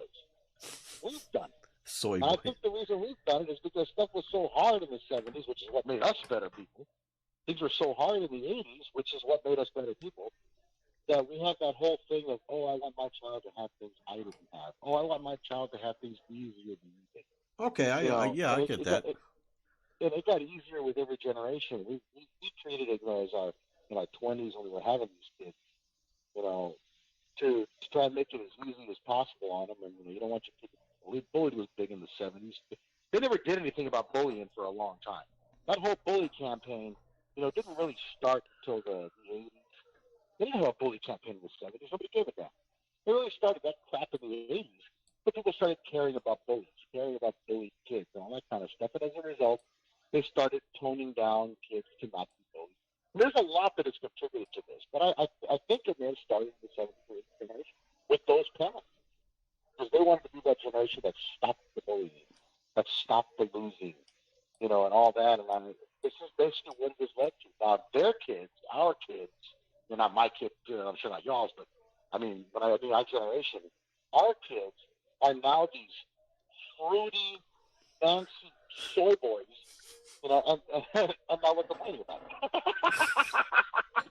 it. But here's the thing, too. What? They wear those skinny jeans. Yeah. Yeah, that's coming out of the days of wearing jabots and Jordache. No, you know what they Braxton. their excuse for the skinny jeans is it started with the skaters.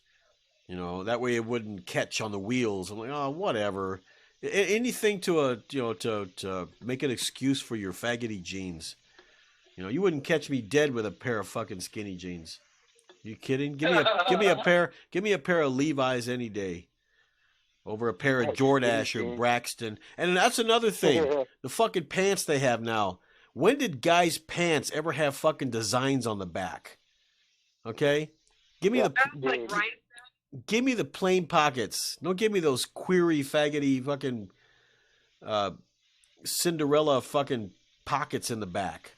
With all the little designs like it had in Jordache and Gloria Vanderbilt or Braxton back in the 80s. Yeah. Yeah. Yeah, give me a pair of Levi's. I want a pair of Levi's or Wranglers. Yeah. I don't want circles and pastel colors on my fucking back pockets. I mean that just screams put it in my ass. That's what it screams. I remember a kid back in the 80s that cried to his mom because she wouldn't buy him a pair of Jordache jeans. Who was that? Ralphie? No. Today he has become a sample. of the do not let this happen to you crowd.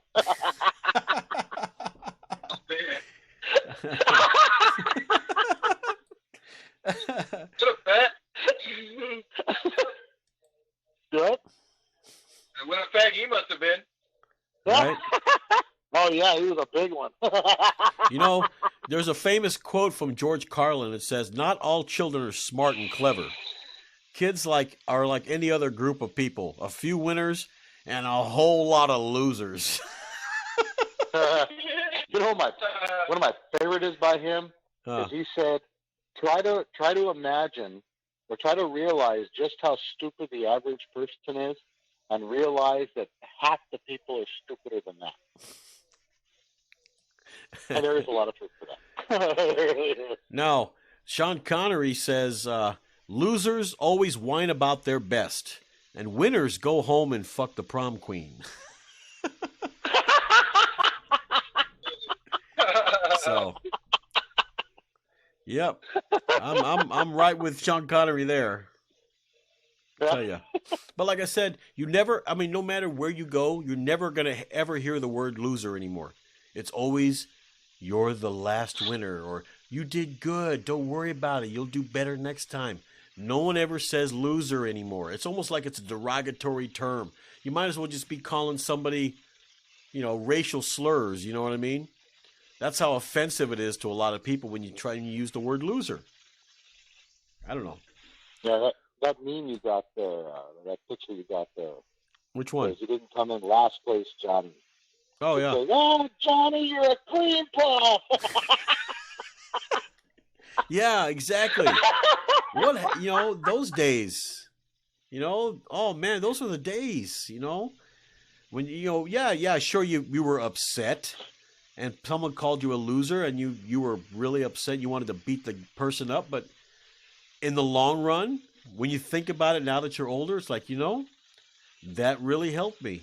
That helped me become the person that I am today because somebody called me a fucking loser, and now, now that I've learned that, like Bruce was saying, you can you determined to do better and you figure out ways and you strategize. Now that you're older, you're a winner and everything is great. So. Well, it's because you lost that you're now a winner. Yeah, if you were because you lost. You're a loser now. That's why the captain of the football team and the head cheerleader always end up the guy being at the construction company, and she's selling Avon or Tupperware. While the computer geek that they made fun of and bullied is now Bill Gates running Microsoft. Yeah.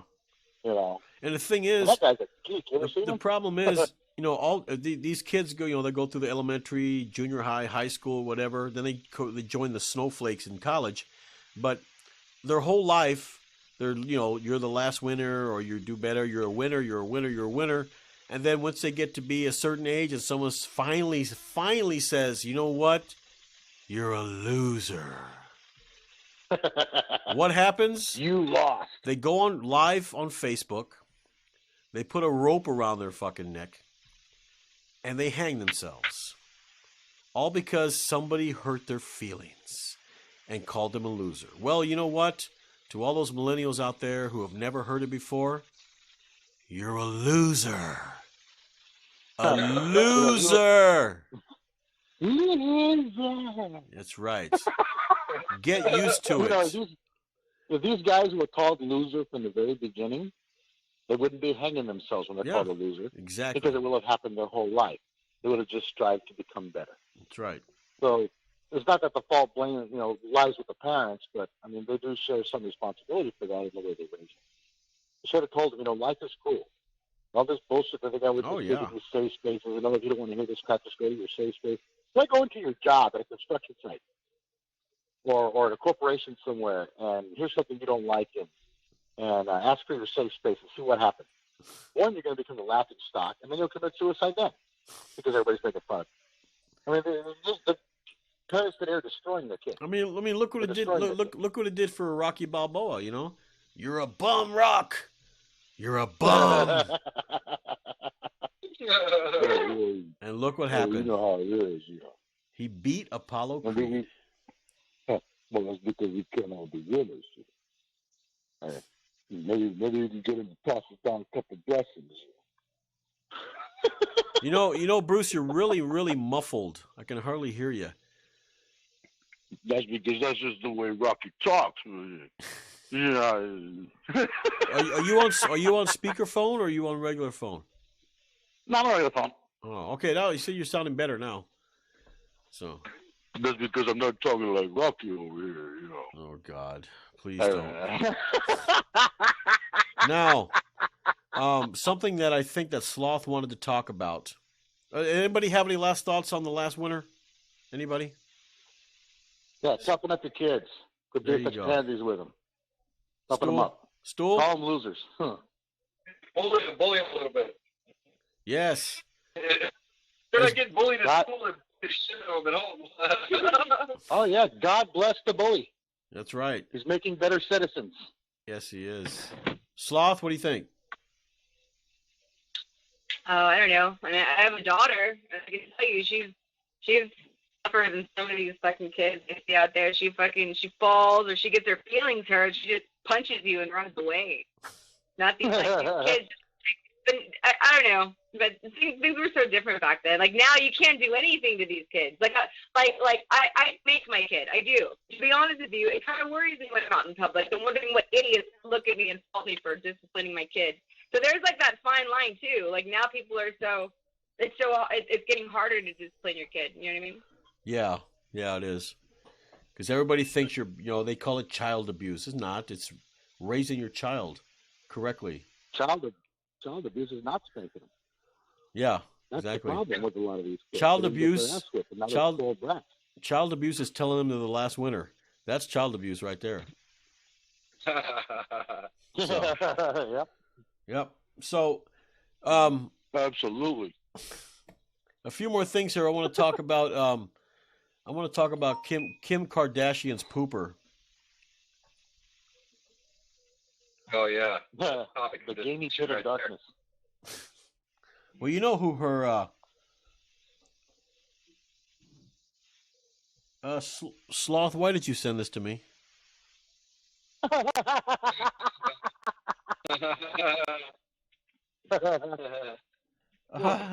did you send that to us? Then what? I didn't. You know what that looks like right there? What? That looks like you going to a car lot and finding like look at those dimples. You're looking at cars and you find the prettiest Corvette. It's shiny, not a scratch on the paint. It's pretty. The interior's perfect. And then you get in and you stick a key in it.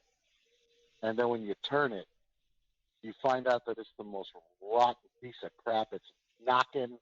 It's leaking oil. It's making a lot of noise. It's puffing smoke. That's what that is right there on the screen. You know, if you could put like a little miniature camera like right at the rim of a rectum and then watch that and then watch that footage in fast motion, you would see a lot of damage being done. Like roll that beautiful rectum footage. You know, I bet down there at one time she looked like the pretty little fuzzy peach, you know, and now it looks like a wagon wheel. It's just not good looking anymore. It can't even close anymore. It's like every time the anus closes, it still has like a $50 hole in it, you know? Because it doesn't. The edges are just barely touching. There's no constriction down there anymore. Yeah, it's all stretched out and shit. But you know who she's married to, right? Kanye, isn't it? Kanye West. Kanye? The guy who always seems to be bankrupt all the time. You notice that? He always complains that he has no money. But well, that's the nature of the rap industry. Right. I just wanted to show you guys Kim Kardashian's pooper because that's kind of a segue into what Stool wanted to talk about. It has to do with one of his favorite. Yeah, one of his favorite. Yeah, but I don't seem to have it on my. I'm dreading the next shot. I don't seem to have it on my board here. Hold on a second. I was so busy trying to get everything done. I forgot it. Sorry, Stool. But so this is another thing too. While you're doing that, go ahead and talk, and I'll get the other thing up. Go ahead. Look at Kardashian's ass. That thing is monstrous. And it's like nowadays you watch television, and all these tailors and half tailors all have these big monstrosities. The half tailors, I like that.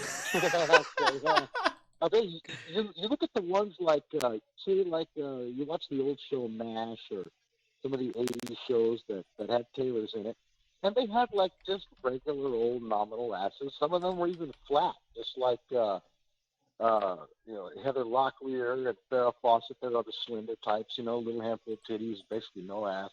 They're like crack at the back kind of thing, but that was sexy and weird. You like that? Right. Like all of a sudden it went the other extreme. Where do these women come from? I don't quite understand it. That shot of her there on the beach, that is not attractive. That is not attractive in the least. I don't see guys that look at stuff like that and say, yeah, I want a piece of that if I can reach it anyway. Ooh, I bet you that thing smells too. I bet you it's got to. Oh, but she's got sweaty, nasty. When those cheeks are closed most of the time, man, that's got to put some serious brown stains on the sides of the anus. Well, seriously, she didn't wipe her ass correctly, and it crusted and left poo-poo flakes. Ugh. Every time she sweats in there, it's gonna reconstitute them and poo-poo flakes. Because that's where the poo-poo comes out. Oh yeah, who said that? That's where the poop comes out. Stool. That's where the poo-poo comes out.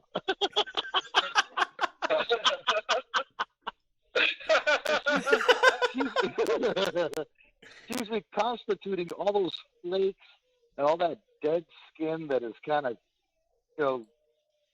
collected in the corners, right where the crow's foot is, the top of her butt crack, all that kind of thing. Yeah. And then you want to stick your face in it. No. She's got a very unattractive ass. It's loaded with dimples, and it's just fat. It's fat. Well, yeah. You ever look at a chick like at a bar, back when you were single, and you see this bitch, and you're looking at her, she's like, oh man, this bitch looks so good. So you take her home. In fact, I got a real quick story for you. This, I was a DJ back during my college years, and we DJ'd an event. It was at a nightclub. Me and this buddy of mine, Gilbert, and there was this other guy that was with us. His name was Brian. It's been a long time. His name was Brian. Well, this guy, he used to like to tag along. He wasn't really with us, but he was one of those tag alongs, one of those wanted. But he was with us one time, and this big nasty woman comes up to the table, and she was drunk, and she took his car keys, and she was like Kardashian in that tri-picture you got there, the one of the lepers is all fat. Yeah. She looked kind of like that. And she comes up to the desk, she takes his car keys. And he'd been drinking too, but not quite as much as she has. And so he tells her to give her back his car keys. And she tells him no. So it's kind of a joke at first. He's going, come on, give back my car keys. No, not till you take me home. And so he kind of let it go. She's hanging around the beach. He's getting pissed off. Well, he keeps drinking, and he keeps drinking, and so he decides finally to take her home because of these beer goggles, right? But it was the funny thing. The next day he comes in, and we asked, so what happened? He said, and this guy, by the way, he was wet. So he comes in. You have to hear it in his accent, otherwise it loses all of its panache. Well, I got her home. Let's see, and I took all the clothes off, and man, she's kind of chubby. So what happened? Well, I got her back to the bedroom, and I got her up on the bed, and I got her bent over, and well, so what happened?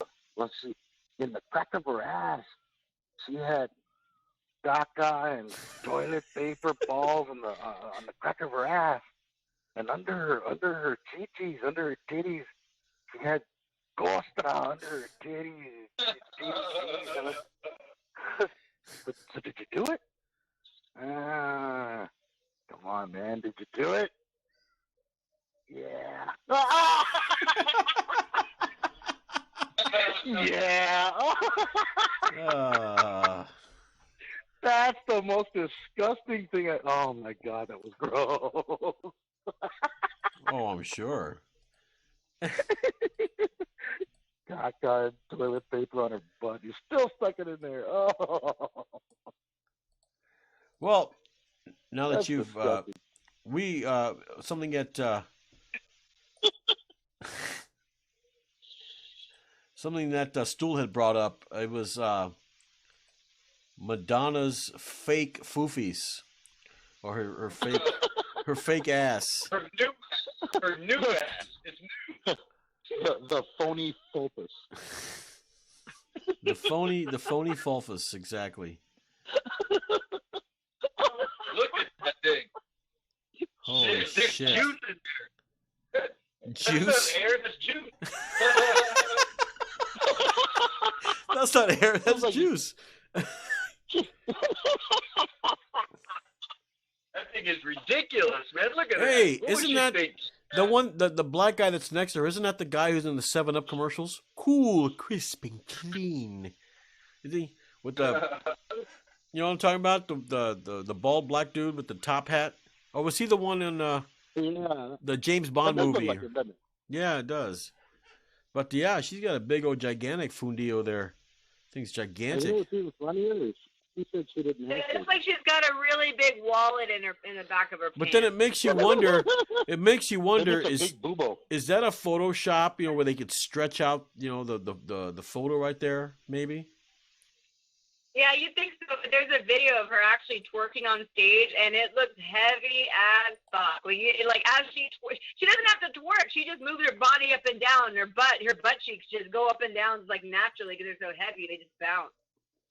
I don't know what That's they put really in there. disgusting. A lot of guys find her disgusting, but I don't, because all that money that she has makes her look hot. Well, at least they're honest. You know, Really? sometimes I question your taste. Caboose on her? Is that what you're talking about? She has a video where she's dancing around, and that thing is just shaking and sweat. Yeah. And There's- she got all pissed off when somebody accused her of having butt surgery. She said it wasn't surgery, that it was natural. Who the hell does she think she's fooling? What? She had no ass in the 80s. What does she say? Do squats. Squats. I do my butt busters. Yeah, I'm sure. But look, her having a new pair of butt cheeks there at she's 60 years old, okay? So now when she turns 80, she's still gonna have a nice, voluptuous, moist ass, right? It's like you have, like, take a tattoo for instance. A person that gets a tattoo when they're, say, 18, by the time they reach 60, it's just a green blotch, you know, on their arm because it's all faded and everything. If you get a tattoo when you're 60, you're going to be buried with a nice, good-looking tattoo. So it's always good to get these things done when you're older than when you did when you were younger. Because I guarantee you, girls that got these ass transplants when they were 18 or 20, or probably like in their 40s and 50s now, and look like just a big old gigantic saddlebag in the back, you know. So You know, this could be some, like, attempt like what Cher did. You know, back when she was with Sonny and Cher, you know, she was young. So I didn't really think she was really all that cute. But, you know, she was younger, she was better looking, you know, and then as she gets older, you know, she had a decent career. But then she starts getting older and her career is winding down. And so what does she do to try and keep up with the times? She sits on a fucking cannon on a battleship, you know, scantily dressed, shaking her legs back and forth, wafting whatever the hell is coming out of that crotch of hers. That was just disgusting. She was already in her 60s, I think, when she did this. This attempt to keep up with the time. Madonna, she had a flat ass, but that was the thing in the 80s. So it was kind of cool. You know, nobody really paid attention to it. But now, maybe she's trying to keep up with the times, because now it's all about the fat ass. It's all about the fat, chunky, cheesy ass. yeah, So now she wants in on the action in her 60s.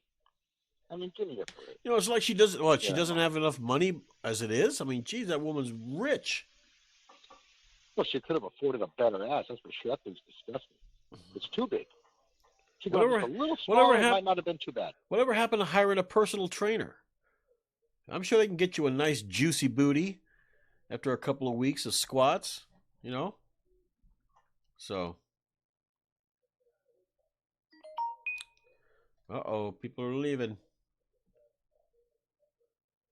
Everybody there?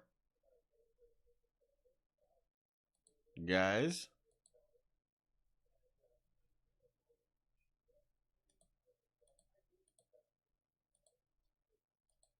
Uh-oh. You guys are going to have to probably call back. I don't know what happened. Nothing's been dropped. You guys are still there. Hold on, let me make sure I see here. I don't know what happened. Damn. I don't know. You guys are going to have to probably call back here. So we'll drop stool there. Then we're gonna drop Juicy Brucey there. Maybe we can get some more in there. And bring it down. So I don't hear anything. Okay, yeah. Madonna, I don't know. She seems like she's not too bad looking. Of course, there's some younger pictures of her there. But I seriously don't know what happened. Join the meeting again. Let's see here. Hello? Can you hear us? Hello? What is going on? I can't hear you guys at all.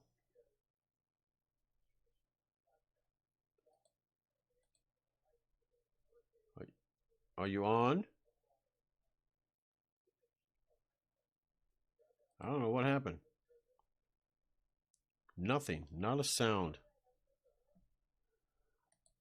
Let me restart it here. There is one host and one participant in this conference. Please announce yourself. All right. Can everybody hear me now? Yes. Okay. I don't know what happened. All of a sudden, you guys went out, and that was it. Hopefully, I mean, I had all the volumes up, so I don't know. Probably the internet. I think Stool, call back. All right. So what we're talking? Oh yeah, we're talking about Madonna's foofies here. Yeah, it's such a nasty woman. Like I said, it wouldn't have been so bad if she was smaller. You know, your ass is getting a little droopy. You know, it looks like you put a stick of butter in the microwave and it's starting to melt a little bit. You know, okay, not too bad, but yeah, she overdid it. You think so? Yeah, it probably smells like butter too. I don't know. We'll have to ask Stool on that one. Huh? He's our butter expert. Right. I'm trying to. Her resident butter authority. I'm trying to get him called back here. Yeah, he's our butter authority. Here we go. He's back on. Let me take him off the mute here. Hold on. All right. I don't know what happened, but you there, Stool? Yeah. Okay. Maybe, I don't know. I honestly can't tell you guys what happened. He must have slanted equipment too. Yes, this is why. And before we continue, just want to let everybody know, if you want to support this podcast, on the upper right-hand corner of the channel page, there's a PayPal. You can, give whatever, $1, $5, it doesn't matter. You can also do it monthly if you want to, or if you want, you can just subscribe. That really helps the channel out too. So we'll do it that way. But please subscribe to our debauchery. Yes. Back to Madonna's pooper here. Hold on, my dog's whining. Hold on.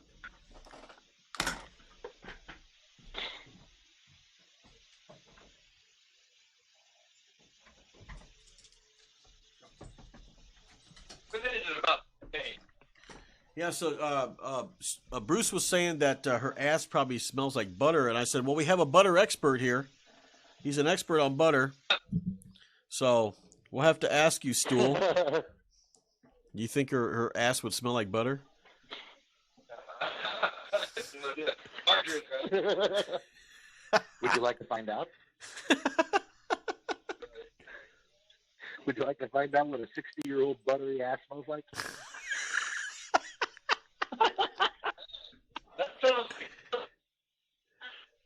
Oh, they're breaking up again. I'm telling you, if you guys need to stop living out there in the wilderness. Is Sloth holding up the aluminum foil while you guys are on the phone or something, or what? I'm my best. You guys need to get better phones. Them flip phones, they're so 90s, man. Don't be jealous. Don't be jealous. I'm not going to sit around and Okay. So Stool, do you have any last thoughts on Madonna's butter buns? No. No. On the beach. Let's see what it looks like. You're breaking up again, Stool. Nope. Still can't hear you. Wow. I'm telling him, man. You stop using them rotary phones.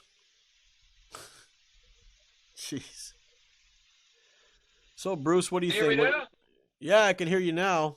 You guys. I said I would like to see Madonna and at least a thong, maybe on the beach, just to see what that thing looks like. Oh, yeah. Then you could give an accurate smell test and be like, it probably smells like that. It'd be a little bit more accurate, you know. A smell test. Hey, it doesn't matter. She's worth millions. She smells good to me. Because I'm telling you, if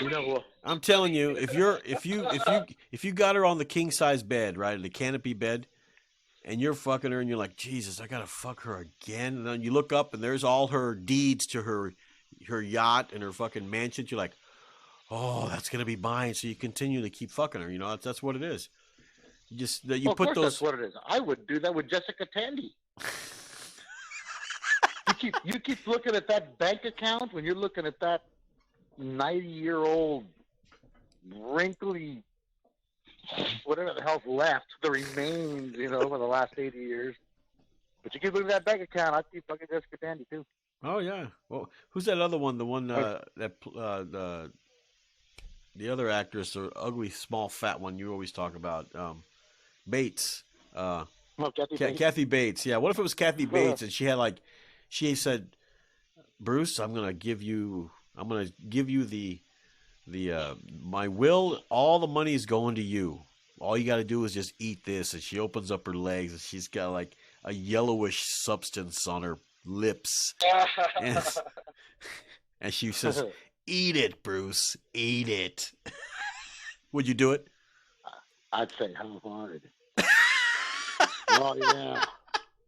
Hey, As he's got the money puke. buys a lot, man. As he's got the puke bucket next to him. Yeah. Right. Hey, anybody can be bought. Yeah, you ever see Kingpin? Yeah. He just did it for the rent. You think I wouldn't do it for $100 million? Absolutely. Right. Oh, I think she's worth more than that. But probably, yeah. Hell right? yeah, I'd do it. Anybody can be bought. That's true. Hey, Sloth, what are your I don't last care who you are. Sloth? What are your last thoughts on Madonna's foofies? I think it was a horrible effort to stay relevant. I do like her music, though. I don't care about her ass. I really don't. I think it's funny. But, You're right. I didn't even think about that. It is an effort to stay relevant. She's trying to stay in the spotlight. Yeah. Why? I mean, she has music. I don't know why she doesn't just, make more new music. Well, you know how much money this woman has. She doesn't need. She can retire right now, and her generations to come would be well off and set for life. She doesn't need to do nothing. Yeah. Why does she need to make herself relevant again? You're old. You're a has-been. Move on. Enjoy the rest of your life. I mean, would you if you're making, let's say, if you're worth $600 million, let's say, will you really want to keep working after 60? Really? No, you enjoy it. You enjoy it. You enjoy that money that you made. That's what I would do. Hey, I always thought Madonna's always had that fit body. Like she's never been. I mean, yeah, she has some boobs and like a little butt, whatever. But like right there, she has some boobs, but they're not enormous. You know what I mean? That's just her body. She's a dancer, and even then, she was thicker when she was younger, right? Yeah. But I just don't understand why at 60 she feels like her ass is gonna change. It's gonna double in size, and people are just gonna think that 60 years old, your ass had a growth spurt. You know what I mean? Right. It's just a weird thing. Well, you know the old saying, your nose and your ears never stop growing. Yeah. So maybe Madonna's butt cheeks never stop growing. Maybe they're just going to continue to keep going. She's going to be like, it could be like she's going to sit down, but her butt cheeks would be on the floor already to hold her up. So who knows? She's gonna, be big shit after saying she was going to blow up the White House, and she got all political. It didn't work, so she just got injections in her ass. That's just the way it works. Yeah, you know. Yeah, she's right about that. You got to remember, this woman's been in the spotlight for, I mean, how many years? Don't get me wrong. In her young career, man, her music was phenomenal. I wasn't a big fan, but, I mean, she was popular. She made a lot of money. There's no doubt her music was phenomenal. Her later stuff kind of sucked, but she's always been in the spotlight. Now, all of a sudden, she's fading from glory. And when you're used to that, you got to find ways to try and stay in it. And how do you do it in the Taylor age? A big ass. Taylor age. Taylor age. Taylor age. I mean, that's all you got, man. That's all she's got. I mean, what else can she do? Like she said, she tried the political thing. Because a lot of people are using that to stay in the light. It's not working. So what does she have left? You know, now she's distorting her body. Remember Olivia Newton-John back in the days of Let's Get Physical? Oh, she was so sexy. You see her now in her 60s. And I'll tell you what, on that, I would have to side with you. I would still tear that up. She's 60 years old, but she is still, oh, God, is she hot. Her daughter, now you figure this is the daughter of Olivia Newton-John. Man, she was just so sexy. And had plastic surgery at like age 21 because it's the thing to do. Ruined herself. It's just pathetic. It's like what happened to Kenny, what is his name, the country singer? Kenny Rogers. No, Kenny Rogers. Yeah. He was a middle-aged, good-looking, older man, white hair, whatever. Then Dolly Parton, I don't remember who else, but he talked about an interview. Dolly Parton and somebody else were talking to him about plastic surgery, and he got it done, and he regrets it. And he doesn't even look like himself anymore. He looks like a completely different person. Oh, yeah, he looks horrible. He was in a Geico commercial. Kenny gambling tale. Remember singing The Gambler? Yeah, he looks horrible. You know what did it to him? Yeah, Stu figured it out. He knows what happened to Kenny Rogers. It was Kenny Rogers Roasters. Isn't that right, Stu? Yeah, it's Kenny Rogers Roasters, Ed. Yeah. Hey, but notice he called it Kenny Rogers Roasters, of course, because he's Kenny Rogers. Flavor Flav called his, what? Flavor Flav's fried chicken and liquor. Drinking food and liquor or something? Yeah, fried chicken and liquor. They were complaining about it, saying he set the black race back about 200 years. Okay. Fried chicken. Now we have one of Bruce's favorite political figures. He literally worships this man. He puts him on a pedestal and a shrine in his room and prays to him every night. And of course, along with that really, really hot wife of his, because Bruce always says that she's hot. She's the first lady. And we're talking about, well, I'm sure you can see for yourself. Bill Clinton, aka Slick Willie, his massage pics. Now, Sloth had turned me on to this one, and she doesn't know if they're real or not. She turned you on with those or to those? To these. Oh, okay.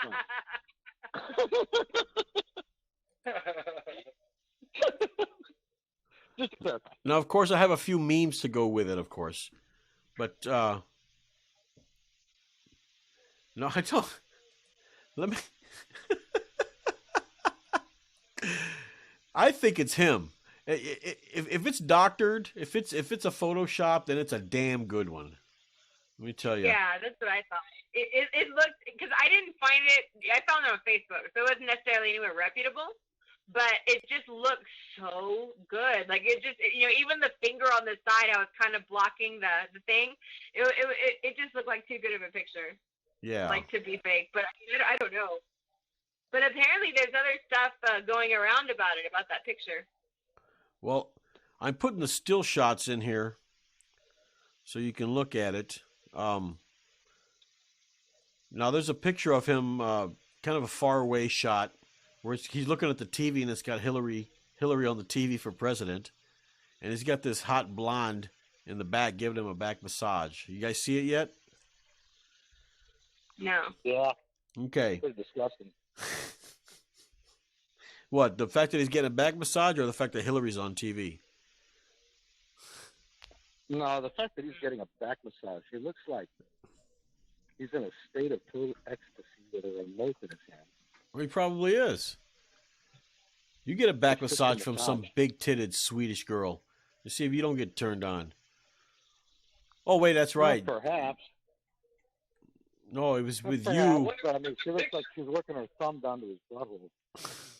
Now, Maybe that turns him on. I don't know. there's one coming up that's got, it's a close-up. And to me, it looks just like him. I mean, of course, it's a side profile. The hair matches correctly. The profile, his nose, it more than likely could be him. I don't know. That What do you? that looks like him to me. It does, doesn't it? It looks does. just Even like. the nose is like bumpy, like Yeah. his, like yeah. Yeah, it looks just You know like what's him. even funnier is look at the background. Look at the light. He's either in a really fancy hotel or he's in the Lincoln bed. Yeah, exactly. So he's, I think it's legitimate. Of course, I'm not gonna. I think that I'm not gonna swear it, but yeah. You know what's even funnier is where did these pictures come from? There was obviously a camera in this. Is this does this look like a hidden camera? Perhaps it's not very clear. If it's a hidden camera, I'd be more apt to buy it. okay. If this picture was absolutely clear and you could, you know what I mean? Yeah. Then obviously he knew there was a camera in the room. He wouldn't have allowed that. This looks like a hidden camera, but that's just. Yeah, hey, that chick is pretty damn hot, man. Seems like she works at Hooters or something. Well, she's got a hot body, but you can't really see her face. Yeah. I've seen a lot of butter faces, man. Believe. Right. You just look at him and you think, what a waste. So I'm gonna put those out, and I show you a couple of memes about thing. more. Another thing is in that picture, Yeah. he does look a lot younger, like it was a while ago. Yeah, He the doesn't White look House. as What I mean is yeah, that's why I said the Lincoln bedroom. He looks pretty young there. Because that last picture you just had, he looked like The Walking Dead. Yeah. The Walking Dead. Yeah, he's all the gaping mouth. All he needs is his arms sticking out, and he's The Walking Dead. Yeah, and he says Hillary blows. Oh no, she doesn't. That is funny. Yeah, there's a couple of memes that I'm showing right now, but after we're done with this show, after we're done with this clip, I want to do one on funny memes. Oh my goodness, it was. I laughed. I laughed so hard at these memes. It is just unbelievable. And the stuff that people come up with, it blows my mind. The originality of people, man. I know it is. It is the original. I mean, but some of them are real stinkers. I'll give them that. But there are some that are really really good and really funny too, and offensive too. And I hope they're really offensive because I really don't give a shit if it offends people or not. So, I mean, people don't have the right to not be offended. You know what I mean? So. I like that picture of him looking to the left. Oh, And I'll tell you what, that was a beautiful moment when him and Hillary were at that debate. Now, what about your husband? He was accused of raping all these women, and all he could do was, and they're all here today. Man, he just sat there, didn't say a word. I wonder what was going through his head right at that moment. Huh? And I love that they actually showed his face. That they didn't like. Yeah, that was. I'm glad they Yeah. zoomed in on it, and you saw his reaction. Yeah, that was beautiful, man. He was on the spot, and he couldn't say a damn word. like a deer in the headlights. He's just. Oh yeah, that was great. Yeah, I love that. I love that debate. That's a good debate. All right. Oh, one thing I want to talk about because I want to get Bruce's opinion on this, being he's one of those political junkies. Uh-huh. How familiar are you, or how familiar are you with? You know where that's from, right? Yeah. Where? American Me No, and Little No, I guess I don't. I might get familiar with her myself. Mr. West. Mr. West? Come on. Oh, you got me on that one. You Remember stumped me on one. I can't believe it. the big old gigantic mechanical spider that they rode at the end? It was Mechanical spider. something Klein, the guy's name. Oh, I never saw that piece of shit. That's the one with Will Oh, Smith. Wild in it. Wild West? Yes, Wild Yeah, Wild West. I never saw that. Yeah. That show was a piece of shit. I hate Will Smith. Why am I not surprised? No wonder he didn't get it. I thought for sure would have got him on that one. All right. His son James didn't even think of cut. Yeah. He wears dresses now though, so we don't care. That's what I heard. Yeah. How familiar are you with Paul Ryan? Is he like a hero of yours or something? Who? Paul Ryan, is he like a hero of yours? Nah. No? Trump's my only hero. Because I've seen that Hero. Paul Ryan has proposed raising the retirement age to 70, but he's going to retire at 48 with a full government pension. How fair is that? Well, I think that's very fair. What? It's very fair. I'll tell you why. I'll tell you why. You're looking at it from the wrong perspective. You believe that a man should only get a retirement when he's 70? I have an ex-father-in-law that retired 30 years from the military, retired 30 years at a rubber company, and was collecting 2 pensions, 2 retirements on top of the fact that he was in the military. He's also getting his military pension. He's getting Social Security, getting pension from another company. He retired from 2 companies at 30 years. When he retired the first time from the military at 30 years, he went in at like, I think, 18 or 17. He would have retired at 30 years at about 47. He would have retired at 47. He wants to retire at 48 with a full government pension. Well, if he's been in the government at a full job for many, many years and he retires, why shouldn't he get a government pension and retire? Now, if he shouldn't just stay there and just collect his government pension. He's only 48. I mean, get another job. Go do something else in the private sector. He's not going to. He's going to go play golf with he's going to with his criminal buddies. That's how it is. Well, that's his prerogative. That's his prerogative. Yeah, there's nothing wrong with retiring at 48 if he's been in government long enough. You shouldn't say, well, you've been at that job for 30 years. Oh, but you're only 48? Nah, you should retire right now. You should work at that job for 50 years till you're 70 before you get your pension. Well, no, we're not talking about Social Security. We're talking about pensions. Everyone else has to do it. No, they don't. What gets me? 70. What gets me is the fact that. What gets me is the fact that these guys go in, not poor, but they go in as a government official, and then they come out millionaires. Where are they getting this money from? Because they sure as hell ain't getting it from their paychecks. Well, yeah, of course. You know they're taking their kickbacks on the side. There's a lot They're of not kickbacks. Going on. Call them what they are. They're bribes. They're not kickbacks. Well, no. Well, bribes is yeah, I guess. Yeah, they're bribes. They know that's just a softer way of saying it. Kickbacks. No, they're bribes. These guys can be bribed. Yeah, they're bribed. No doubt about it. There's no doubt. That's why politics has been for years. What Trump's in there now to change it anyway. But if he's been in politics for a long time and he wants to retire at age 48, that doesn't mean he's retiring from life. He's not collecting Social Security at 48. He's collecting a pension from a job at 48. Nothing wrong with that. Now, if he wants to collect Social Security at 48, well, yeah, that's a bunch of bullshit. You got to be 65 or 70 to collect that. So that's what he's talking about here. Paul Ryan proposed plan to increase the retirement age. Now, when he's talking about the retirement age, he's talking about the mandatory retirement age to be 70. It used to be 65. Although with some jobs, you could continue on. There ain't gonna be no Social Security pretty soon. They keep dipping into it. Oh, no. Didn't Al Gore put it in an ironclad lockbox? Yeah, right. Lockbox. Yeah, whatever.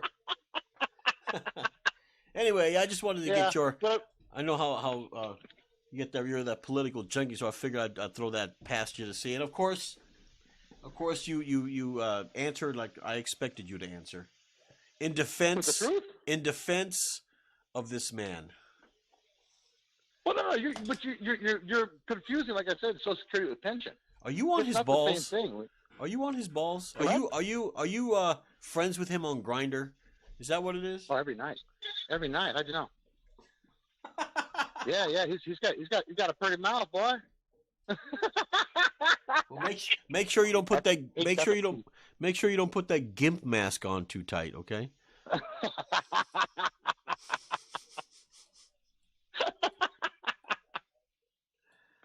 Yeah. You're a weirdo. Right. So you don't think you should? You don't think you should collect the pension at 48? No, I don't think you should. No. Why not? Actually, what I'm going to do is next week I'm gonna look a little more into this and see what the difference is between pensions and Social Security, and we'll have to pick it up from there. That way. Yeah. Well, yeah, there is a big difference.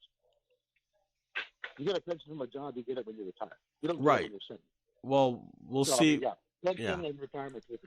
We'll have to see. All right, now. Although. Yeah. I was gonna say, although you look at this meme, the one that you put up here, I'm not sure what snowflake created this meme. Obviously, it wasn't you. No.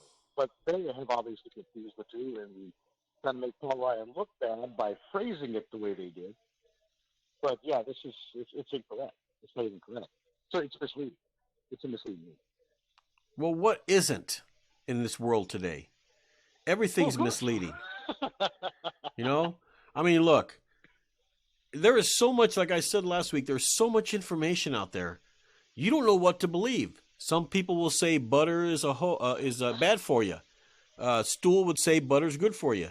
And some other places would say that butter is poison or something, or it'll kill you, give you high cholesterol. All this information. Don't do this. Don't do that. Yes, this is good. No, it's not good. Oh, it causes cancer and all this other garbage. What do you believe?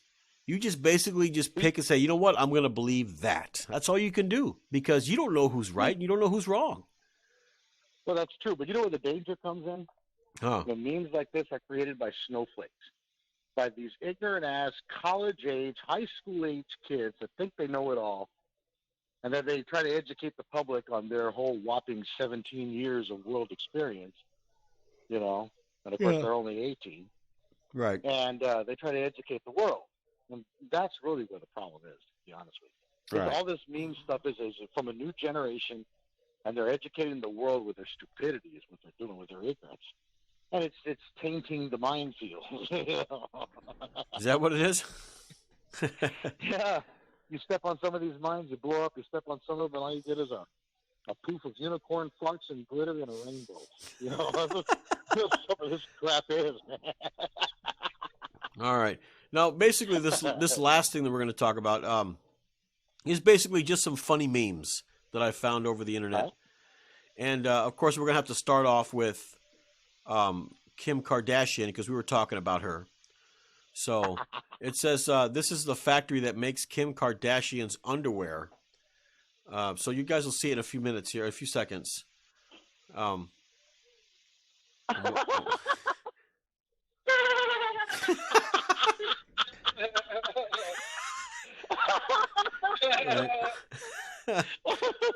Why is her ass cracked the other way? But it says this is the factory that makes Kim Kardashian's underwear. So that's gigantic.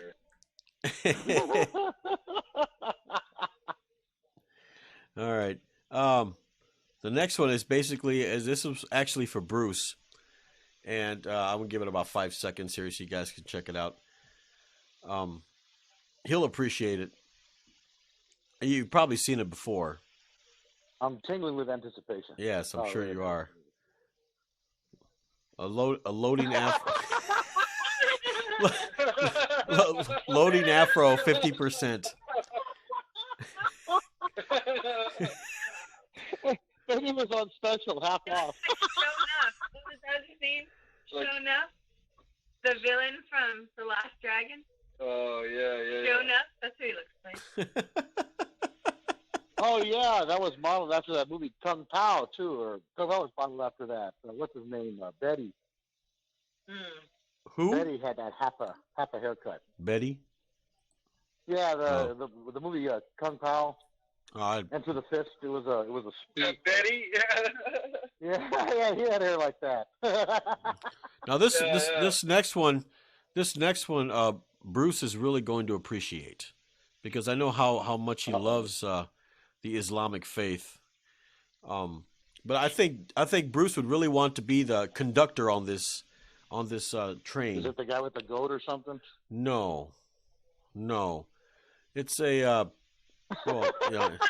it's a train in the shape of a pig, and it says Muslims ride free. I gotta see it. That's classic. Isn't it? That's cool. No, I think somebody put in the Muslims ride free on there, because I was looking on Google and I saw a couple of pictures of this train, and it didn't say Muslims ride free on there. So I think that's something that somebody inserted into that picture, which is fine because it makes for a funny meme. So that thing is a damn eyesore. Can you imagine that thing riding around your freaking city? But I bet you would like it if it was Kim Kardashian's butt, right? Yeah. Yeah. Now I know that Bruce. It's always Bruce. Have you noticed that? Because he talks more than anybody. But Bruce is a big fan of that Cortez chick. What's her name? Cortez. Yes, and of course. Yeah, Cortez. And of course, he's very fond of Nancy Pelosi too.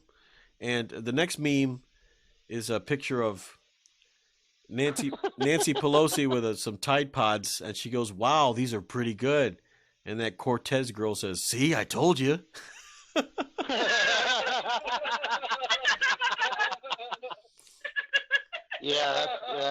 That's a classic That's one. something you ain't heard about in a while. That stupid Tide Pod challenges kids were killing themselves with.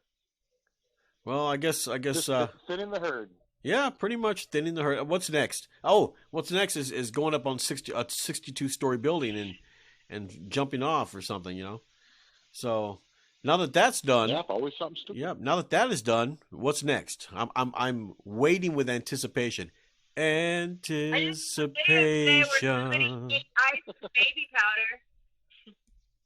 And say again? I said I just saw a video today where somebody ate ice with baby powder. Apparently that's a new thing. Oh.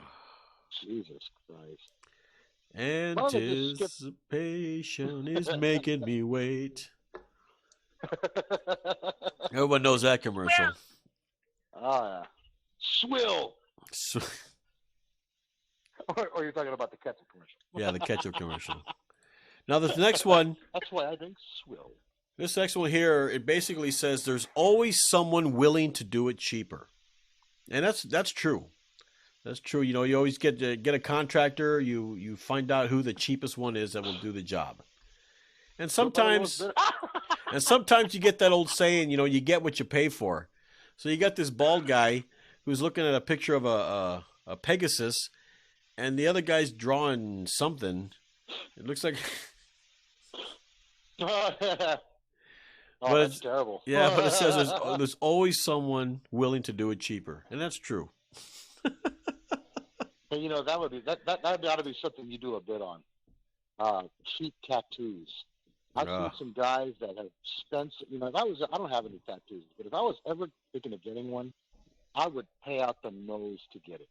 Oh yeah. You know, you're going to get an artist that really knows his shit. It's going to come out looking because perfect. it's going to be on your body forever. Forever, yeah. So you get one of those $5 cheap. Oh yeah, I do it for $10. That's what you're gonna get right there. Or the ones that are doing like the homemade tattoos. You know, it's like.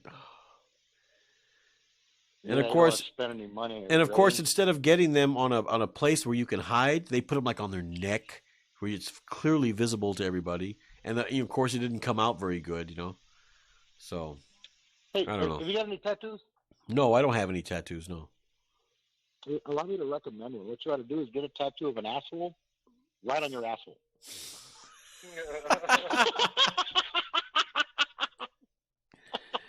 Now, this next one I think is really, really funny. It's a picture of Bruce and his girl, and it says, "Oh, I'll let you guys. I'll wait for the laughter first."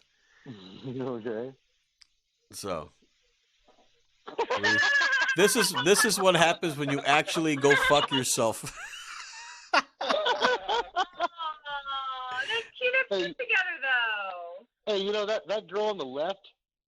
She looks like if you took those glasses off, got her in the right hairstyle and the right makeup, she might actually be cute. That guy and those googly glasses, he looks like Harlan Williams in Rocket Man. No, right after he's in that spinning deal. He looks like the guy. The onion rings. He looks like the guy in Napoleon Dynamite, or I'm studying to be a cage fighter. Oh, yeah, Kip, the brother. Yeah, the brother. Yeah. But yeah, this is what happens when you actually go fuck yourself. Yeah, I bet she's good in bed.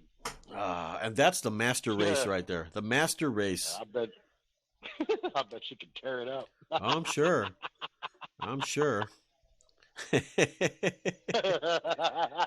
Now this next one. But have Nancy Pelosi in that sweet piece, right? Oh yeah.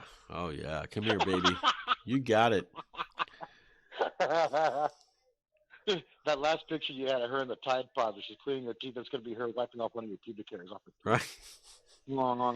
Now this next one is basically the face you make when you travel 150 years into the future and discover Donald Trump is the face of the political party you founded. Abe Lincoln.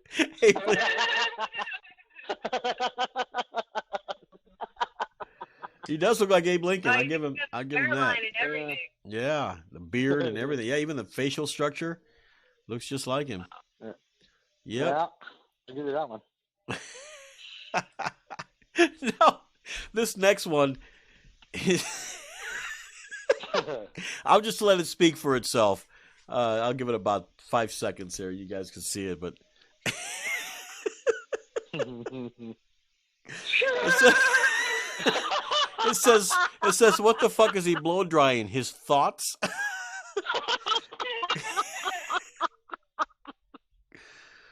Oh.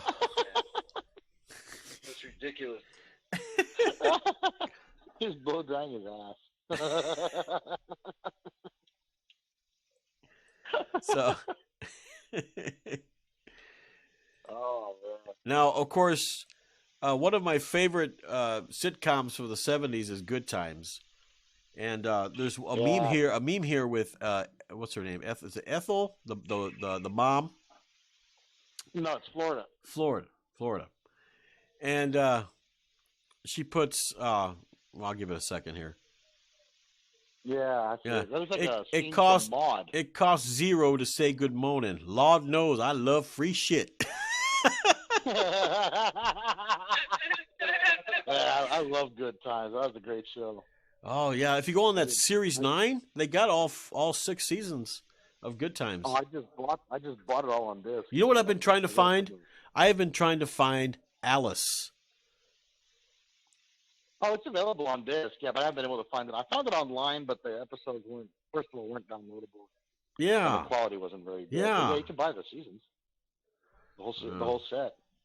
I just bought my 9-year-old daughter the complete series of Good Times. She loves Good Times. She loves All in the Family. She loves the Jeffersons. She's essentially growing up in the 70s and 80s. Oh my God! God help us all. No modern day shit here. Right? That reminds me of another point too. What? I was talking to her because she loves listening to 70s, 80s music. She loves 20s. Yeah. She loves some 40s. And I told her, I said, if you were into today's generation, if you listen to the crap that your generation listens to today, think of all these shows and all this music and all this stuff that you love that you would have missed because you never would have listened to it because of this. In the morning, we sail east. Wow! Look at that hair. What did that cost? what causes that? I have no idea. We sail east. That's funny. Oh, let's see. You got the next one here. Oh, this one here is well, I'll let it speak for itself because this is a good one too. We sail east. It says I fart because it's the only gas I can afford. And you can tell by looking at that he's been eating Mexican food. He was at Taco Bell, right?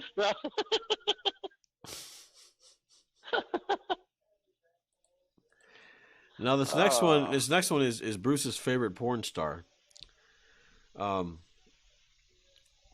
It says, my wife said I have a small one. I said 18-wheelers are big until you park them in the Grand Canyon.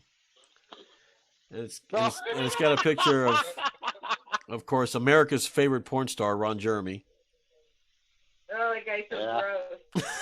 Just like Mr. G over there. He can't. He went. Oh, he can't get hard anymore. He's got to hold the base of his dick just to stay hard. You know, you think he would put like a cock ring or something on there to keep the blood in there, but I guess he doesn't believe. He doesn't believe in those things, I guess. So the funny thing about this one you just showed here is there's a lot of truth to it. How many women say, "Oh, my man's not big enough. Oh, if you don't have a big one, then I don't want you," or all this bullshit. You know, it's like the reason you want a big one is because you're so used up that there's no elasticity left to your pussy, and so because of your sexual promiscuity, I have to have a big dick to make up for that.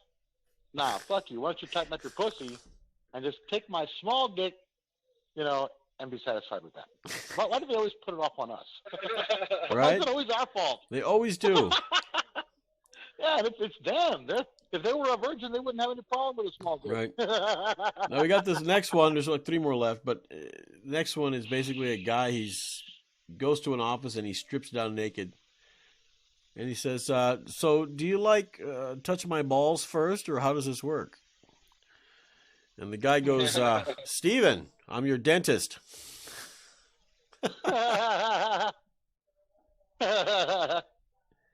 Well, he took all his clothes off because he was going to fix the back of his teeth by going in the long way. Right? He was going to have a multi-pupillotomy. And they said they had to go through the rectum. They're not going to take that route. Not going to take that route with me. Right? Multi-pupillotomy. Whatever, yeah. Multi-pupillotomy, yeah. All right. Next one is basically a 1-hour photo place. And this is what happens when some of the lights go out on the sign. I remember 1-hour photo places. You know. Fox. So there's one hour poo.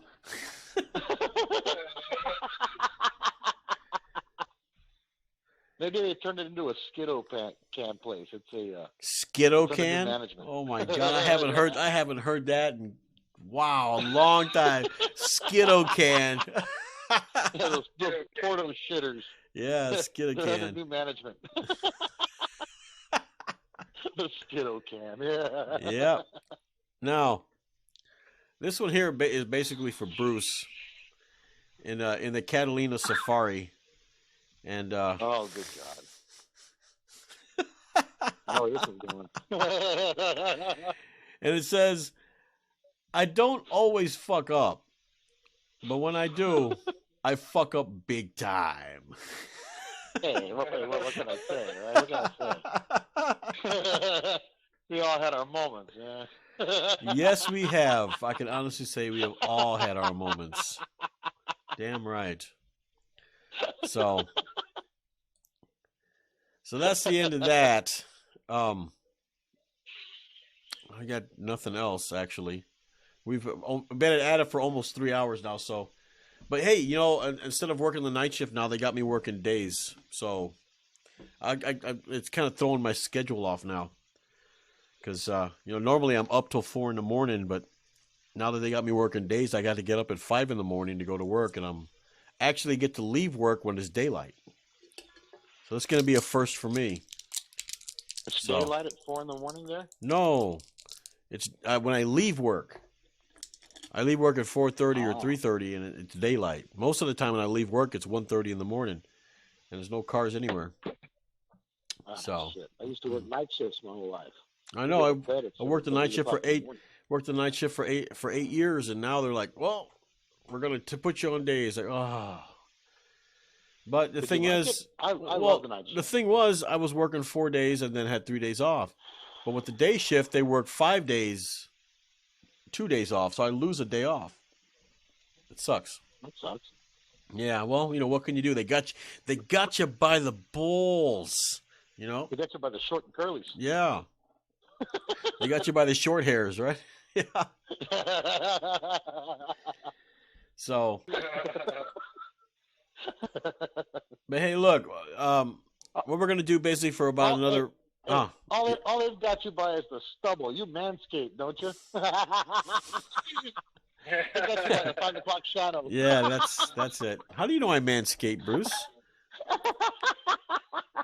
Because you brag about it. Sure. It wasn't the fact that you were underneath. You were underneath my balls, trying to be like Gonzo or something like that. Hey, if I don't check your work, somebody has to. It's a dirty job, but someone's got to do it. Yeah. Oh, that's Stool next time. He's a pro on Stool. Shitty job. Someone's got to do it. He's the pro. Ain't that right, Bubba? Right. So I want to take the next 5 minutes here, and just kind of give me a final thought on whatever subject you thought was the best. We'll start with Jussie Smollet can go suck a dick. Who? Jussie Smollet can go suck a dick. He does. Don't tempt him. Don't tempt him, Sloth. Okay then. Don't tempt him. He's probably doing it as we speak. Probably. Good. The guy's like, next time it's gonna be shit on my knife instead of my dick. Right? So is that your final answer, Sloth? That's my final thought. That guy just Okay. burns me up. Yeah, that's it. All right. We'll have to go with Stool. What was your favorite subject today? What are your final thought on it? I would have to say it would be Madonna's stinky ass.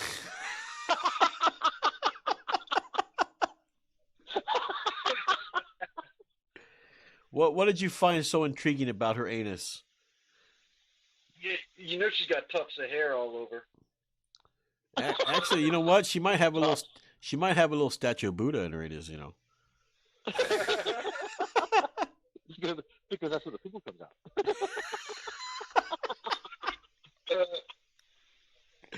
Right?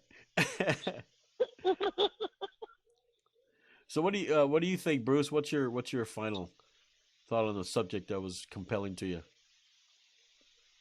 The loser issue. The losers, yes. Kids and losers. Like the kids and the losers. My daughter takes martial arts and occasionally she loses. I just tell her, rub some dirt on it, get back in there. You're muffled. You're muffled, Bruce. We can't understand you. You're muffled. Oh, maybe I need to stand There up. you go. Looking out of my ass. Go ahead. No, my daughter's in martial arts, and occasionally she loses. I tell her, just suck it up. Hey, rub some dirt on it. Get your ass back in there. Do you call her a loser? No, I don't call her a loser. I tell her she lost. So you lost. Yeah, you're not a loser. You lost. The next time you're gonna try harder to do better. Simple as that. Nothing wrong with losing. She accepts that now. She doesn't have this problem where she loses, starts crying and getting upset or getting vindictive. Not like some of the kids she's fighting. I'll tell you that. Some of those little bastards, man, they start crying, blubbering all over the place, and it's funny because their parents, after seeing what my daughter does when she loses, they're just embarrassed, man. Yeah, it's just embarrassing. Some of these kids today are embarrassing. They really are. I'm glad mine's not. I'm sure y'all's aren't either. Y'all seem to think like I do. Let the kid lose, man. It's good for him. It's good for him. And if your kid's being bullied in school, as long as he's not getting, stabbed or shot, let it toughen him up a little bit. It's not going to kill him. Let him deal with it. Don't be jumping in there and running to the principal. Or, like I said, like a kid was on life or something. That's one thing. But let him get bullied a little bit. It'll force him to toughen up. Don't be such a snowflake, pussy soy boy. Soy boy. That's what I thought about. Skinny jean wearing soy boy. Right, skinny jeans. Snowflakes. Yeah. Mine would probably be the biggest dumbass in history, Mr. Wu. What's his last name here? Wu Yongning. Yeah. He ain't sitting there acting so smart now after he went splat on the ground below. I mean, the arrogance you got to have. And the thing is, this guy, from what I read, was going to ask his girl to marry him. Now he's asking his girl to bury him.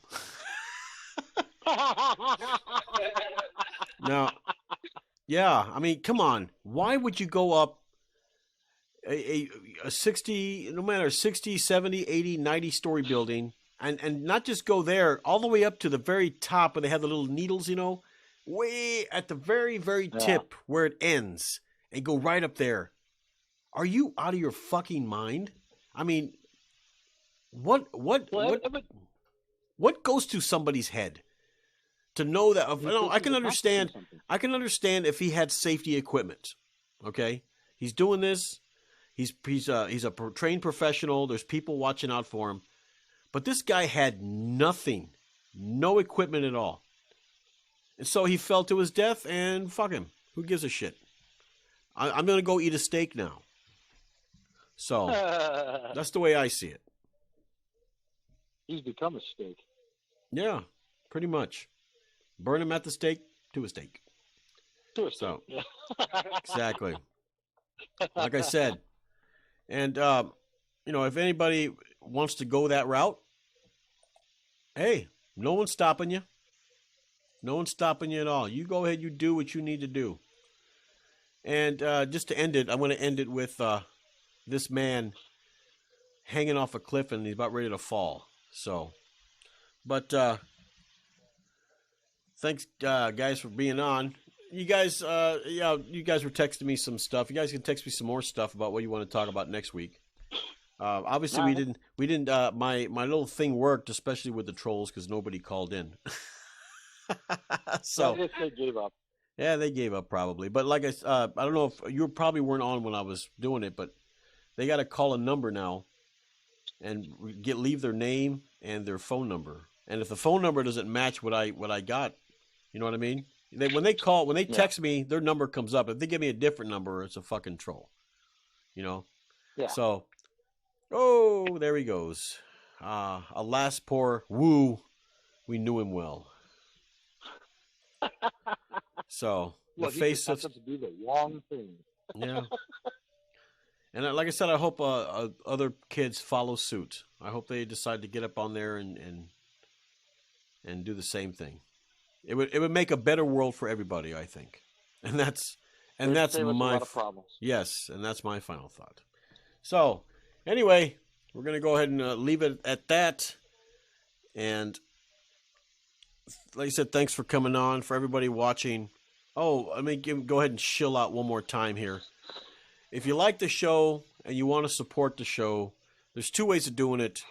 You can go on the upper right-hand corner of the channel page and click on the PayPal, give $1, $5, $10, whatever. Or you can have a monthly subscription. It kind of helps with the costs of running the show here. And if you can't do that, that's absolutely fine. Just subscribe to the channel. That also helps too, because when you get enough subscribers, you can start having ad revenue. So that works just as good. So, with that said, I'm going to go ahead and call her a day. Bruce, Stool, Sloth, thanks for coming on. Hopefully we can see you guys next week. If you guys can. Huh? So. Ooh, and I'm going to talk to you too. Who do you too? So.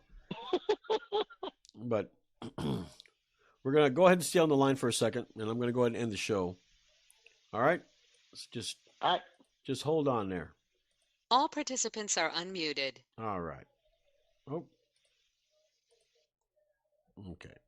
So everybody, thanks for watching. We'll see you next Sunday at 6 o'clock. We're going to talk about some more crazy shit. If you have any suggestions on what you would want to talk about, and like I said, you have to go on. If you want to join the discussion, you text the number 920-777-7989, and then you give me your name. It can be a fake name. I don't give a shit. And the number, and then I'll give you the number and the pin to the show.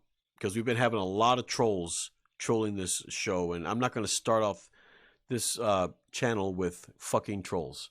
So, and like I said, you can support also. But we'll see you next week, Sunday at 6 o'clock. Or around that time. It depends. And if you're, like I said, if you have any suggestions, go to the Sunday Roundtable at gmail.com and give me your suggestions, and we'll put them on the show. All right? So take care, everybody. We'll see you next Sunday.